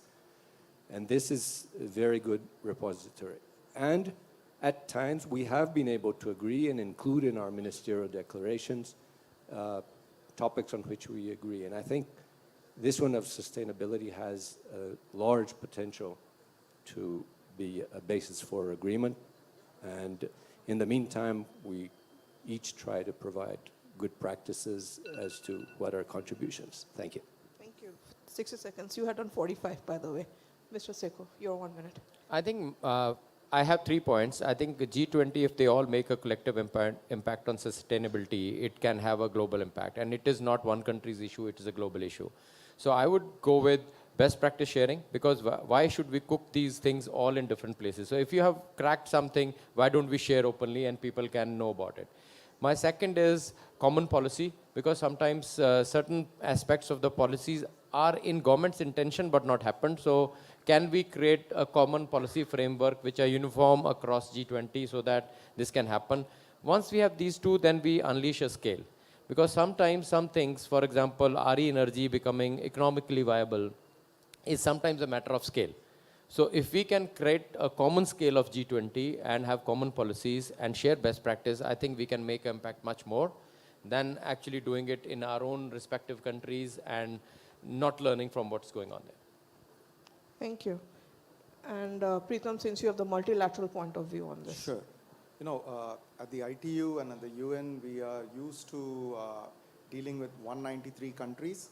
And when we look at the G20 countries and you include the invited guests, it essentially is a mini UN, you know, the kind of different perspectives that these countries bring in, developing countries, developed countries, it is a mini UN, you know. And as Daniel said, the topic of sustainability, I think has significant potential for, consensus in this group. So, you know, the conversation should happen in the subsequent G20 so that, you know, then what is agreed here can be taken to wider UN forums for broader agreement. Thank you, Preetham. So, Daniel, your work is cut out for you as the next inheritor of the G20s. And I want to thank my panelists. We had 15 minutes less, but I think this is a very, very thought-provoking area. Some of these issues are discussed across both the finance and Sherpa tracks. It's part of the Sustainable Finance Working Group, the Framework Working Group, the Development Working Group, the Energy Transition Working Group, the Environment and Climate Sustainability Working Group, the Digital Economy Working Group. So you can see that even at the G20 level, within it, there are many, many interconnections to be made. I'm happy to say that India has actually put its priorities in this interconnected fashion, so we're hopeful of some constructive decisions coming out of that. I want to thank my panelists, Avinash Shekhar, Daniel Kavakanti, Mr. Randeep Sekho, and Preetham Malur, for joining us today. And thank you for this opportunity, and over to you.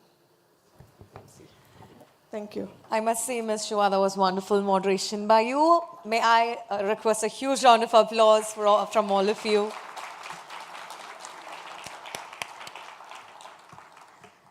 And kindly do not yet leave, because there's 2 to 3 announcements, important announcements that I have to make. Thank you for your patience.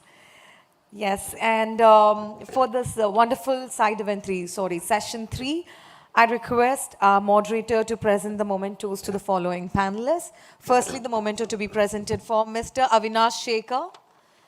Huge round of applause, please. And the next memento to be presented for Mr. Preetham Malur.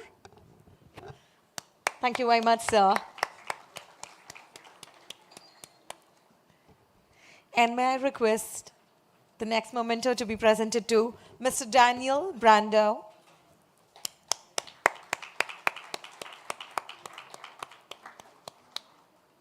May I request the next memento to be presented to Mr. Randeep Sekho.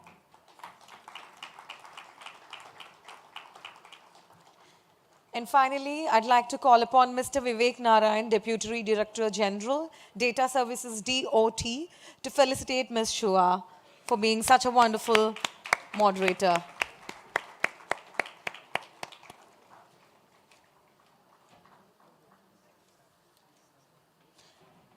We hope that you found that discussion relevant, useful, and insightful. Thank you very much. And would you all like to pose for a group photo? I think I've left out one name. May I request one of the memento to be presented to Mr. Preetham Malur? So I think I did it, sir. Yeah.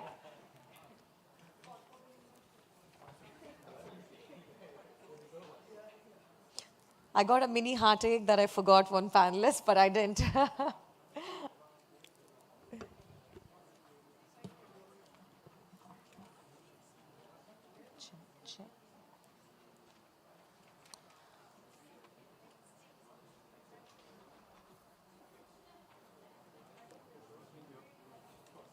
Well, you have all been such wonderful audience in the second meeting of Digital Economy Working Group, DEWG, such wonderful, successful panel that this has been. So one of the two important announcement is that once the lunch is finished, I'll tell you where you all have to gather in order to leave to IIT Hyderabad.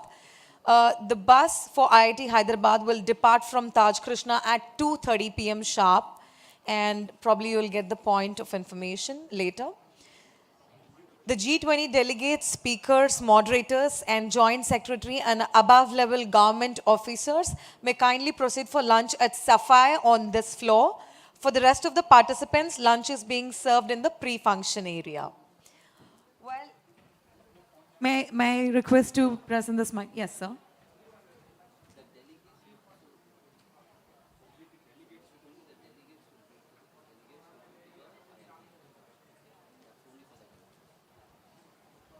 The IIT visit will be only for the delegates. And I forgot to introduce myself. My name is Sharmila Kasala, and I'm very grateful for this opportunity to be hosting for this reputed G20. Thank you very much for being such wonderful audience. And in Hyderabad, we are lovely to host this auspicious project. Thank you. Jai Hind. Signing off, your show host, Sharmila Kasala. Thank you.